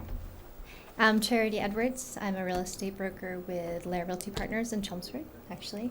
I'm here to represent Katrina Riga.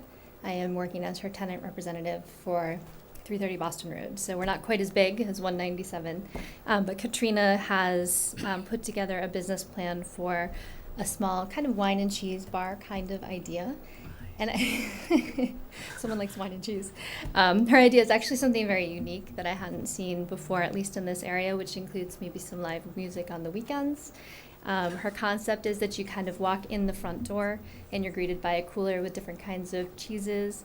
And you kind of pick the things that you want to have for your meal or for your appetizer, and you'll take that up to the counter, and the people that work there will provide you with some wine and put out your cheese and your other selections onto a board, and then you'll be presented with this very nice meal. She also has an idea to have flatbreads and salads also, in case you're a little hungrier and you'd like to do that. But 330 Bill Ricker Road, I keep calling it Boston Road. We're currently negotiating with them, and they've been fantastic. They're very excited about the concept. It fits really nicely in their building. And so we're almost there with them. I think we're very close to having that all worked out. Great. Thank you. Okay. And when do you think you'll be open?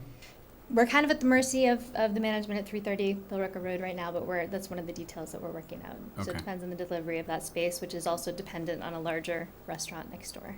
Got it. Thank you. Yes. Thank you. So with food and beverage amenity being the highest priority, we felt best that it was an award to encourage each to solidify letter of intent and $75,000 to each of those members.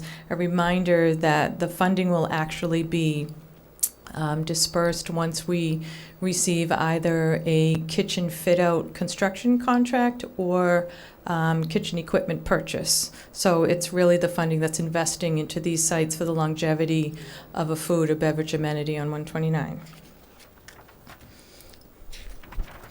So moving on to the $50,000 for a single brewery. We do have two breweries that are looking for space. One is working its way through a location. Other is pending on a location. So we decided to extend the deadline to encourage one of the breweries to finalize an agreement. They have a absolute deadline now of April 1st. So $50,000 will be held aside out of the $200,000 that we have available to encourage one of those two projects to happen. Whichever arrives first with a letter of intent or a pending lease agreement contingent upon award, that will be the recipient as best as we see with their business plan for the $50,000. Sorry about the small fine print here, but just wanted to present out to you the communications that were sent from me to the two restaurant finalists and the two brewery finalists. And just moving forward, as I had explained a few moments ago, so funding will be released in the form of a payment check to the construction contract or kitchen equipment. Vendors will need to be eligible with a W-9 for us to actually forward payment, and the grant funding does expire June 30th, so we're very sensitive and mindful of the funding expiration date in this fiscal year 20. And that's basically my update for now. Thank you. Thanks, Lisa. Thank you, Lisa. I just want to say thank you to all my other participants here, your patience in coming forward. Very excited for your projects. Thank you so much. Thank you, Lisa. So that brings us to Section 8 tonight, signing the spring annual town meeting warrant. Yeah, thank you, Mr. Chairman. Tonight is the deadline for the board to sign the warrant for the spring annual town meeting, which also includes for the annual town election, which is why it's necessary to do this at this time of the year, because the election comes up on April 7th. As you can see before you, this is, I think, the third and final time I've brought you the listing of warrant articles and the final language of the final warrant. We're down now to 27 articles. The only change was the question mark I had the last time about the South Road School partial roof replacement for supplemental appropriation. That's coming up next on the agenda, but that is in there as article number 10. And the only other change is we removed the article at the end regarding street acceptances. We're going to hold that off till the fall town meeting. So basically this is similar to what you saw at the last meeting. And the stormwater bylaw. And the stormwater bylaw got pulled as well. That they're still working, as you may be aware, and maybe Pat may take it under referral, so I don't want to step on her toes, but NIMCOG did receive a grant for stormwater activities, and so that probably will better refine and what will come out of that perhaps for fall town meeting. So what we have is again, mostly a financial warrant. There are no zoning articles, as we discussed in previous reviews of this. You know, we're looking at least 2 evenings, certainly the 27th and probably the 30th for town meeting. So what the board needs to do this evening is formally vote to approve and sign the warrant for the spring annual town meeting, town election. Well, quick question for you. You have 16, which is the Forum Ice Chiller. Mm-hmm. Did they ever address the speaker issue there? I believe they have. I think Gary has departed. We've asked them to, it's their responsibility. We've asked them to address the sound issue. We were told it was repaired once, and I don't know if you've heard any further update. So we've had quite a bit of correspondence back and forth with Valley Rinks. They've had people out, they addressed the microphone, then they looked at the amplifier, and one of the parents from the youth hockey works in that industry, and it offered to come out and do an assessment, and I know Gary Persichetti was working with that individual to look at upgrading the system. I don't have any further information on that, Okay. but it's ongoing. I mean, they addressed the immediate problems, but looking at a long-term better solution is something we were working on. Thank you.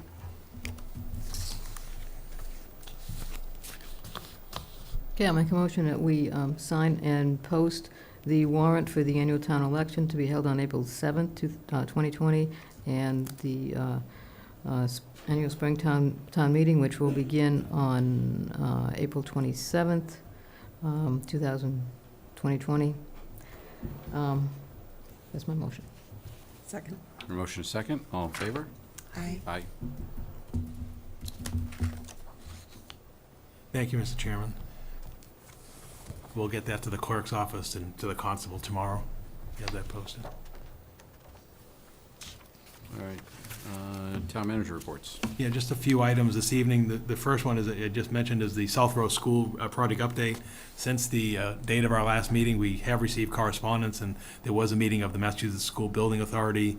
As the letter states, they have formally voted to approve the proposed accelerated repair project, which is basically, they've approved our project budget and schedule and so forth, and they've approved an estimated maximum total facilities grant of just under $250,000, which may increase to just under $260,000, depending upon contingencies.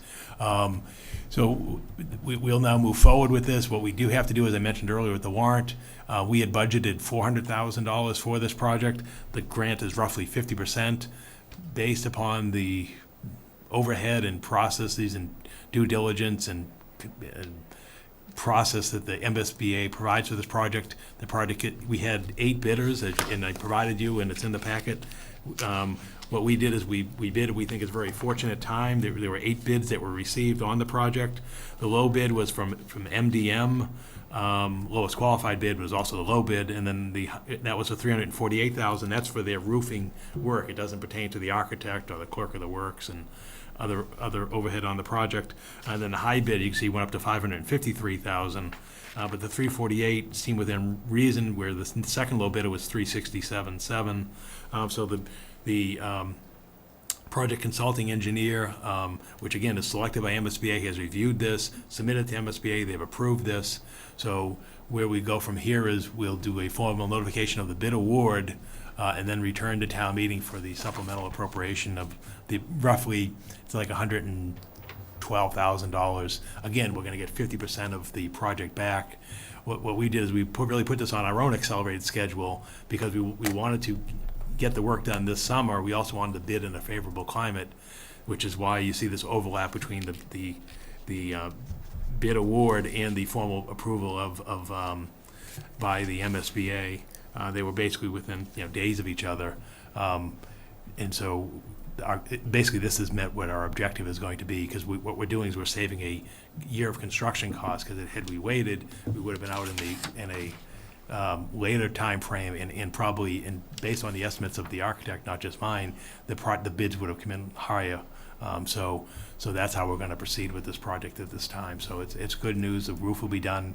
The net cost of the town will roughly be $250,000 for a project that we'd otherwise probably would have paid what we believe to be $400,000 on our own. And go ahead. So you said 250,000. It's 148 plus an additional 120. No, it's. 348 plus an additional 120. Yeah, yeah. So that's 469. Yeah, and then there's other. You're paying the daily clerk of the works. You're paying the architect, right, and then you're paying the commissioning agents and so forth, all through the standard MSBA process. So their grant was 250. Yes. And that's half. That's So- roughly half. okay, So it's roughly yes. 512 or so. So even if we went over just a little over 5, Right. it still would not be bad. Exactly. Yeah. So we're in good shape. So on this chart here, what's the, is it addendum 1 and addendum 2? Yeah, that's just addendum. There were no add alternates. They had to acknowledge receipt of the addendums. Okay. When you have a pre-bid conference, questions come up, and then you have to send addendums Okay, I to all thought the that was like applicants, sometimes and they those had are all extra. acknowledged. So that way, it's a full, complete bid. The next item is the demolition order at 255 Princeton Street, the former UMass Lowell West Campus. Again, Sean Shanahan, our building commissioner, handled that. I gave you a copy of his correspondence that was issued on February 12th. To be concise, in essence, what's happened again, and it became aware by the fire department, people are getting into the building again. The police were recently on the scene and actually spotted a person in one of the buildings. So basically, enough was enough. An order was given in consultation with the fire chief by the building commissioner, basically saying that the site is dangerous and unsafe. So they've now been cooperating with us in terms of securing the site and then ultimately the demolition. I don't know if, Gary, is anything you want to add to what's going on out there? No, Have him come out, because Gary was, literally first on the site. Thank you. So what happened is there was somebody walking their dog from the adjacent property, even though they're not supposed to be trespassing, but we know that happens. They spotted a person on Richardson Hall. I got the map here. There's still 4. As some of you may be aware, there's still 4 buildings left on the property. As a result, Chelmsford police responded to the scene. They had to make their way into the building to try to find this person. The person was already gone, but there's evidence of people having lived there. As a result, it's not only structurally unsafe inside, but unsafe outside, because the building is falling apart. You see bricks outside the building. It's a collapse zone. In addition, the officers that went into the building, if we go in, fire department, we're gonna go on here. You're gonna see the SCBA, so, because there's exposure concerns. So as a result of that, I had a conversation with Sean Shanahan, Chief Spinney. We were all in agreement. We got to take these buildings down. So in the meantime, there are orders that Commissioner Shanahan has put into place as far as lighting, security, fencing, things that we're going to try to enforce until these buildings come down. So this is a good day for us. I can't wait, because we've had nothing but issues. The issue last year, when the weather got warm, were the high school kids. getting into the building, and the police officers had to pull them out. So ever since Lowell left the property, UMass Lowell campus police, we would be in touch with them constantly. They would patrol the property on all 3 shifts. This security company, the private security company, does the best job they can, but they don't have the same enforcement ability that UMass Lowell had. And as you can probably see, it's very difficult to navigate around those buildings. That's why the kids are getting there. So, we're hopeful. Hopefully this will get done soon and nobody gets hurt. So, thank you. Thanks, Gary. Thank you, Gary. Again. And then the final item I have in my report, and I'll be real brief, is I've just got a few PowerPoint slides. We're now at the end of February, which means we're 2/3 of the way done through the fiscal year. And as I did after the first third of the year, I gave you an update on terms of the goals that the board and established with me at the beginning of the fiscal year. So I'll just go through and give an update and not spend too much time on it because many of you are most familiar with it.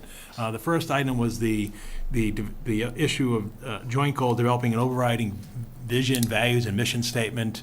As the board's aware, we've appointed a 6-member values and vision committee. The survey was conducted and results compiled, and really thank Virginia for her yeoman's work and pulling all the results and everything together there. Public input session was held on January 29th. The committee has created a draft values and vision statement, and on March 4th, next week, we'll be doing the second and final public input session up at the senior center. I guess we're going to be in the lower level at the senior center to do that. So again, that's on track for completion. The next item was to identify and track parameters to monitor the effects of the split tax rate. Not a lot of recent activity there. As you know, I created an ad hoc advisory committee that and we discussed this at the time of the tax rate and tax classification. The committee has met, and again, the feeling is there hasn't been an existence of split rate to ascertain any meaningful impact. Clearly, the assessors are not the proper authority to sort of weigh in on Board of Selectmen policy, and that the abatement requests are not relevant in this as well. And as you go into the next slide, you'll see that the number of abatement requests was significantly higher at the implementation of tax classification back in fiscal 19. However, the number of abatements did not increase in fiscal year 20, which is the year we're in right now, and the abatement period ended February 1st. The number of abatement applications fell towards the normal level. This suggests that commercial property owners were reacting to the substantial tax increases when they received because of the 1.27% initial shift, and not because they were questioning property valuations. And clearly, there are other economic and business factors that contribute to business viability, and they're kind of hard to sort of distill those from the impact on the split rate. And with the economic small commercial exemption in place, it's going to be easier to sort of track the arrival and departure of small businesses in the community. So that's sort of where we're at that issue. Can I ask a question? Yeah. So if the assessors and the metrics that they keep aren't relevant or don't correlate well to monitoring this, do you or does the team have any other thoughts on what parameters we should look at?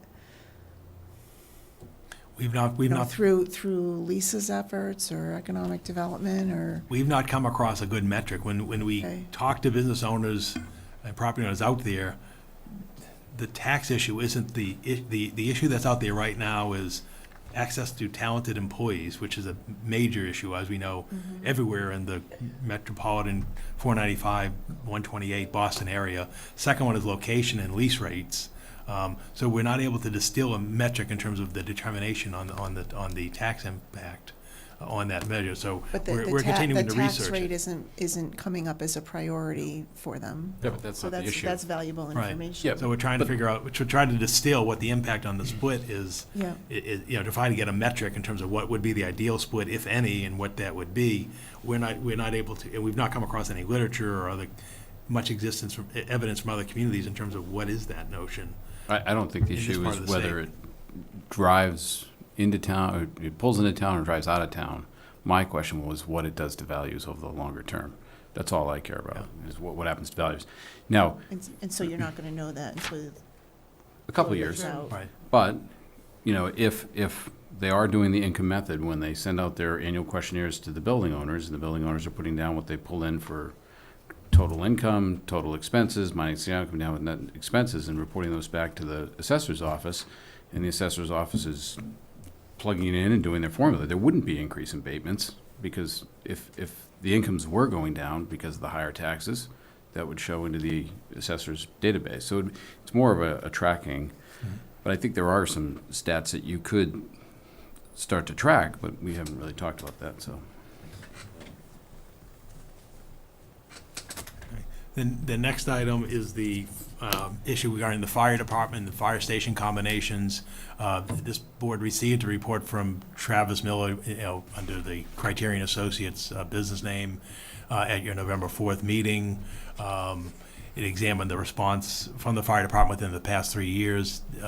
He analyzed in his PowerPoint and his report the alternatives for 3 or 4 station configurations.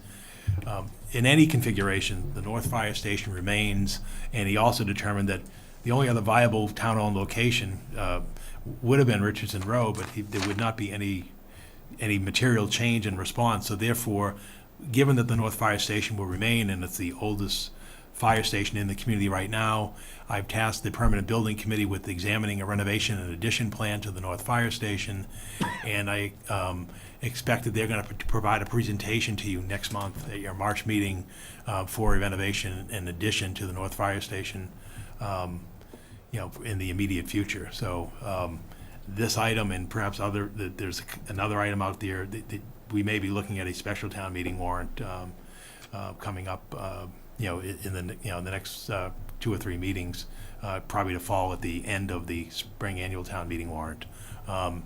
So, because we are at a point now of order of magnitude, in the building committee and the fire chief, working with the building committee, have really honed this thing down, and have visited other sites and so forth. So you'll get a more detailed report next month on the fire Quick question station. though.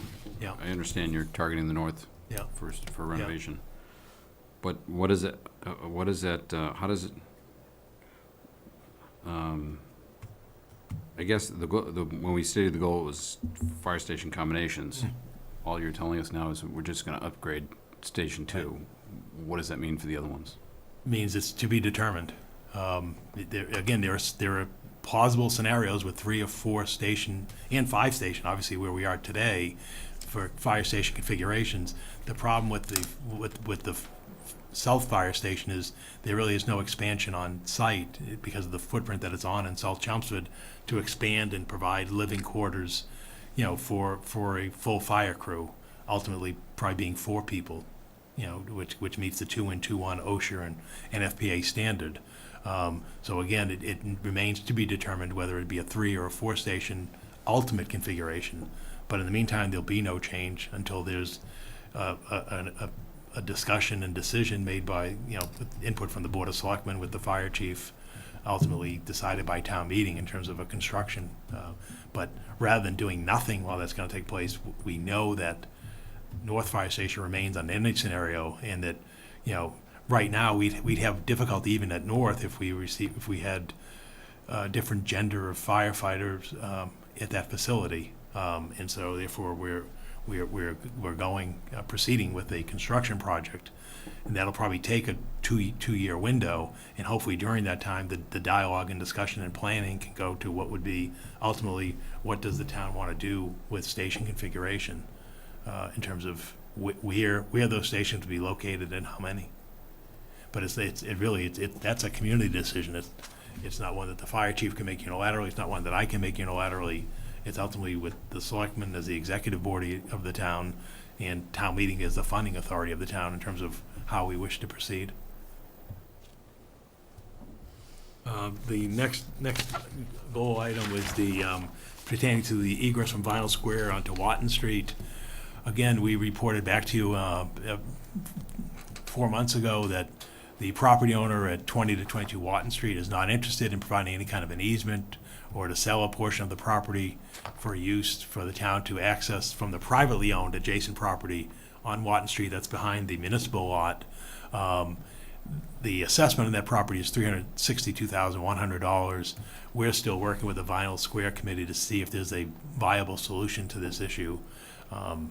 If the goal is to get to Watton Street, which again would get you out to the traffic signal out of there, it hasn't arrived yet. And again, if you look to acquire that property, it's not just the acquisition, it would be the acquisition, perhaps demolition, and then reuse of that site. So you're well over, you're approaching probably $750,000 or to $1 million before you're out of there, and I just don't sense that there's an appetite by the town to incur that for that limited benefit. When he says he's interested in selling the entire parcel, is that 2 condos at 362 each? Yes, Michael Yes, spoke directly. My last dealings with the individual, it's family members that own both units. You say both units, so this is 20 and 22, or is there 2 houses with It 4? is a house that was converted into a 2-unit condo. So the home actually it's a 2-family, which is now 2 condominium units. And I want to say it's 2 brothers that own them. So is each condo worth 362, or is it No, the total total. building? It's the total building. One building worth 362? Yep. Okay. But they had, as was indicated, they didn't want to do anything piecemeal. They have young children. They didn't want to see anything going through, so. Did he say how much he was looking for? We didn't get that far at that time, but he said he would, basically, if we wanted to do anything, we would have to be looking at acquiring the whole property. The whole property being that one building, 2 condos? Yes. At 362? Because you'd need both of them before you could make any improvements. Okay. The next item is pertaining to the 129 redevelopment, economic development issues on 129. Obviously, Lisa was here this evening. She gave you a more detailed report at your last meeting. As we know from earlier, the website's operational. The amenity grant program is in full swing, as we noted earlier this evening. Lisa has been constant, as we know, with the Art in the Brook, the ribbon cuttings, the planning for a spring event around Mother's Day in the center. And the facade program is now moving. Outreach has begun for the facade program in Vinyl Square in Center Village. And as was noted earlier at Lisa's report, and if you heard earlier this evening, when you had the second applicant up there, she noted how there was also discussions for a major restaurant as a second tenant in that building. We're hoping that within 30 to 45 days to come to you and inform you of that result. We're awaiting the final approval on that, as well as some other efforts. We have a meeting next week with a major potential tenant in the community. So again, I think things are really progressing here. And the last thing, obviously noted up there, is the whole ongoing redevelopment of the Oddfellows Fisk House. It's received approval from the Historic District Commission. It's tomorrow evening. The planning board Wednesday evening. The planning board's already voted for a determination of applicability. They're going to sign that determination on Wednesday evening, and it appears that there will be a restaurant installed at the with an attractive facade at the Oddfellows building with rental apartments above. The Fisk House will be preserved, and yes, there'll be a condominium building to the rear of the property, which is necessary in order to finance this renovation rehab, as well as the infrastructure that's related to that project, because there are sewer lines that have to be relocated and other utility work that's significant at that site. So that'd be similar look to Grist Mill. Yeah, in fact, it's more attractive if you've seen the plans that they presented to the Historic District Commission. It's going to look more historic in reference, and therefore look like it belongs with the Oddfellows building on the property. The next one is the communication enhancement for the town and its residents.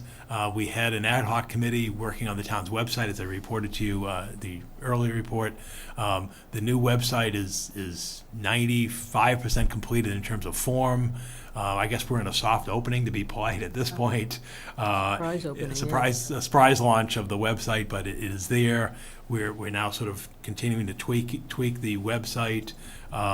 The initial response we've had has been very positive. It's easy to navigate. It's much more visual. It's much more contemporary in terms of the design. And most importantly, it works on a mobile device, which our former website did not do. We are also implementing changes in our telephone system and a calling system into the town, which we should be implementing within the next few weeks. It will basically result in looking at a new number, main number for the town, although the existing numbers would hunt over, and then be an auto attendant to drive people to the appropriate department. And then the last thing in terms of the outreach, or the next thing on the outreach is we are rebranding the town's website address from townofchelmsford.us to chelmsfordma.gov, which is more contemporary with the .gov heading and classification for government websites. And that would obviously mean email addresses would convert over to chelmsfordma.gov, so we'll be working with IT to implement that as well. And then in conjunction with all that, in terms of the new phone system, the new email address system, the new website, we're also going to be more proactive in terms of outreach, because that really is what the spirit behind this goal. It wasn't just to redo the website, it's really to be more outreaching in terms of utilizing these tools of social media, news resources, and that's why you see the synergy with telemedia onto our new website, and more interactive of doing more more pushing out of information, recognizing that that's the reality now in the year 2020. So we'll be on that in the weeks ahead. And then the next one is the traffic concerns. Again, as we know, the board had their traffic input session back in June. We've had addressed many of the numerous items from the hearing, as we sort of almost had a regular agenda item on this from the board meetings. The most recent one, and I don't want to get into whether they want your referrals as the chair, but we're working, and another member of the board, but we're working to address the truck traffic concerns in the Ledge Road area, so I'll probably just stop there and not to step on someone else's report. But just close this comment by saying that we are working with residents in the state on these concerns, and the key spine of this is the Traffic Safety Advisory Committee that meets monthly, again, that has all the key stakeholders from the town, and brings in either guest residents or members of the board and others to address items of concern. And then the next one is probably the most timely one, is the assure maximum participation in the 2020 census. Again, here we have a 2020 census complete count committee with our town clerk, with Mike Kowalik, Mike Rigney, and our vice chair, Pat Wojcik. We're at that point right now where within 30 days that residents will be receiving, no, not even 30 days, within a matter of 2 weeks, we'll be receiving information in the mail regarding the complying with the 2020 census form. So we're out working, and you're also seeing it obviously in print and visual media, about reaching out through social media, working with Chelmsford Telemedia for promoting on cable access. There'll be, once the early voting and the presidential primary election is completed, you'll see the flyers and signs and everything out there to deal with the April 1st census date, and then coming down to, another allow for the notification of the April 7th spring annual town election. We'll also be working with the schools, the faith community, and other based organizations. So again, and I think the other thing to be noted is we did host State Representative Tammy Gouveia had an event where we had census officials, Secretary of State's office, I think it was just over a week ago, up at the Chelmsford Center for the Arts, promoting that effort in terms of their outreach. And the key is, again, is to reach those areas where we've had underperforming counts, because it's, this does mean revenue into certain aspects of the community in terms of all areas of assistance. And also it'll be the backbone, as was discussed at that meeting, for the redistricting that'll happen in 2022. So that's going on with the 2020 census. And then the last goal was to deal with the town's current revenue sources. Again, we did, back in September, we did the review and slight modification to the Board of Selectmen license fees. We've unfortunately had the disappointment of the state's education funding reform law that really left us, along with 100 or so other communities, at the minimum contribution of $30 per student.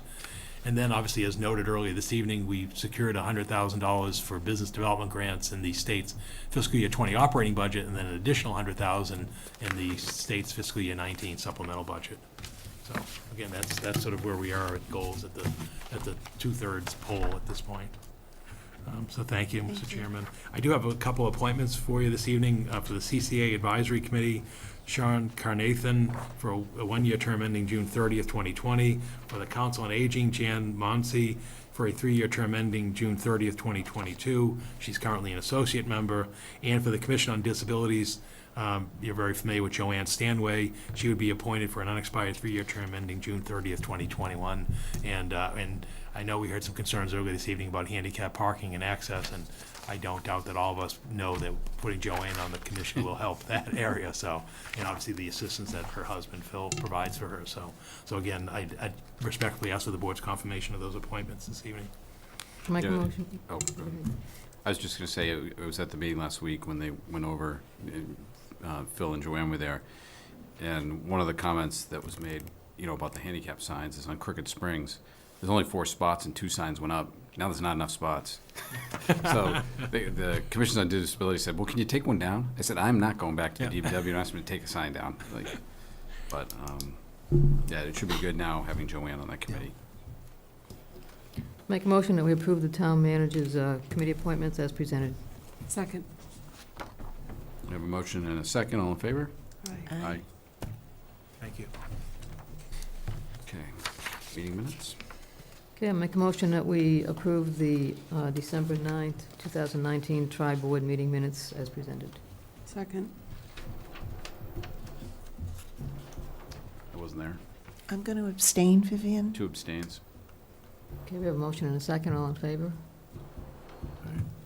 Okay. 302. Make a motion that we approve the regular meeting minutes for December 16th meeting, December 16th, 2019 meeting as presented. Second. Motion second. All in favor? Aye. Aye.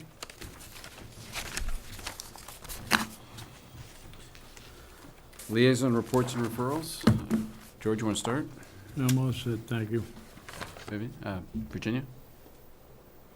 I just wanted to take a moment to remember Jack Souza, who passed away recently, and our thoughts are with his family, and we thank him for the service to the Conservation Commission and other areas of the town. Just a reminder that the school committee budget hearing is tomorrow night at 6 o'clock at the School Administration Building on North Road. And if you're interested in looking at the grant program for historic preservation, facade, and signage improvements, there are 2 information sessions coming up. One is in North Chelmsford on Monday, March 2nd at the Community Center at 7 p.m. And the second is in the town offices on Tuesday, March 10th at 7 p.m. Thank you. Emily? Nothing this week. Yeah, I was going to mention about Jack Souza. He was a longtime public servant. He served for forever on the sewer commission, and then when the sewer commission disbanded, he moved over to the Conservation Commission. So he spent a lot of years with commissions in the town. So condolences to his family. The only other thing I have is a reminder about this Saturday is the library's 20th birthday. They're going to have cake and ice cream at 1 o'clock on Saturday afternoon, so everybody should be there to sing happy birthday to the library. Cake and ice cream, Pat. Cake and ice cream. Back to Emily. Yes. So I am forgetting a monumental meeting. I was so excited about it. Trying to temper my enthusiasm. Assistant Town Manager McCall got us a meeting with the Massachusetts Department of Transportation last Friday, and we discussed the possibility of adding sidewalks to 110 between our low-income housing and the downtown area. And we looked at the feasibility of it, what it would entail, and other possible routes to get folks down to at least the rail trail so that people can actually access the town center, especially those people who tend not to have access to reliable transportation and cars. So that was super exciting. I've been trying to figure out how to do that for a while, so it was fun to meet someone from the Department of Transportation. So if word gets back, thanks. So Great, thank you. I have 3 items. The first one is I got a call from someone that lives out on, what did I say, it was Long Meadow, and They have a very large turkey population out there, and there are some neighbors who are ground feeding the flocks, and they're growing rapidly. And so we were asked if we would consider adding a wildlife feeding to our town charter. And so Westford just did it. I brought a copy of it to give to Paul, and maybe you could take a look at this. And I can email it to you too, but it's something we could consider. The second thing is, when you had the last traffic meeting, the safety meeting, we did discuss traffic calming measures. And you want to just talk a little bit about, or you want me to? I don't. Sure. So You and Michael went out. So Mike and I took a field trip around the state on a Sunday afternoon, and we went to some other towns to see what they were doing for traffic calming measures. And we took pictures and we brought it back to the chief. And it was kind of interesting how the meeting sort of turned, because I was looking at roads and saying, what can we do to slow down traffic? And then we quickly realized that it was the chief for the fire department, the chief for the police station, who kind of gave a different angle to it, is why don't we look at where the accidents are occurring as opposed to where we think people are being reported speeding. And so they identified some streets, and Main Street was one of them. I'm trying to think of the other. Brentwood. Yep, Brentwood. So some of the ones where you have a lot of cut-through traffic, where there's straightaways and high population densities. So those are where we're going to look at doing pilots, either putting some type of island or striping, and potentially some barrels. That's something that we're going to work through with DPW and get it in place hopefully in the spring, so we can start to see how it works. The goal was to thin the road down a little bit to almost require the slowdown with objects that could be removed during the winter. So that was, and those were our first two locations that we talked about. And then my final item is, the town manager alluded to it, which is Ledge Road, and we had our traffic hearing meeting back in June, and I think we've had a great response. The complaints on Facebook I think are way down. What we did in the center around the common, I've gotten incredible feedback on, positive. The green arrows at the Parkhurst and North Road, a lot of people said that's made it very convenient. The traffic timing of the lights as you come over 495, and then a ton of other just intersections which Mike and Paul have gone through and sort of cut down. We had bushes cut down, removed, increased, sight lines and things like that. So we've had a lot of success there. But in an attempt, we broke it into three sections: short term, mid-term, and long-term. And the long-term obviously was a solution for Ledge Road. And to that end, a couple Fridays ago, I got a call from George, and he said, get in the car. And we drove up there, and we drove all around the plants, and finally got pulled over by one of the workers there and asked what we were doing, checking the property out. And we had a conversation with Peter, the plant manager up there, and it brought about a meeting at Town Hall last Tuesday, which included Paul, myself, George, Evan, Steve Yarnley, Gary, Chief Spinney, and then all the property owners up there except for one of the property owners out front. And I had breakfast with Tom Golden and convinced him he had to come, so he came too. And I think it was a productive meeting for some sort of a solution up there, and we're coming up with probably 2 or 3 potential ways to solve that problem. There's a lot of hurdles to cross, but there is a site, an end in sight that we're sort of aiming towards. So that was a great meeting, I think, and hopefully we can keep the momentum moving and come up with a solution that works for everybody.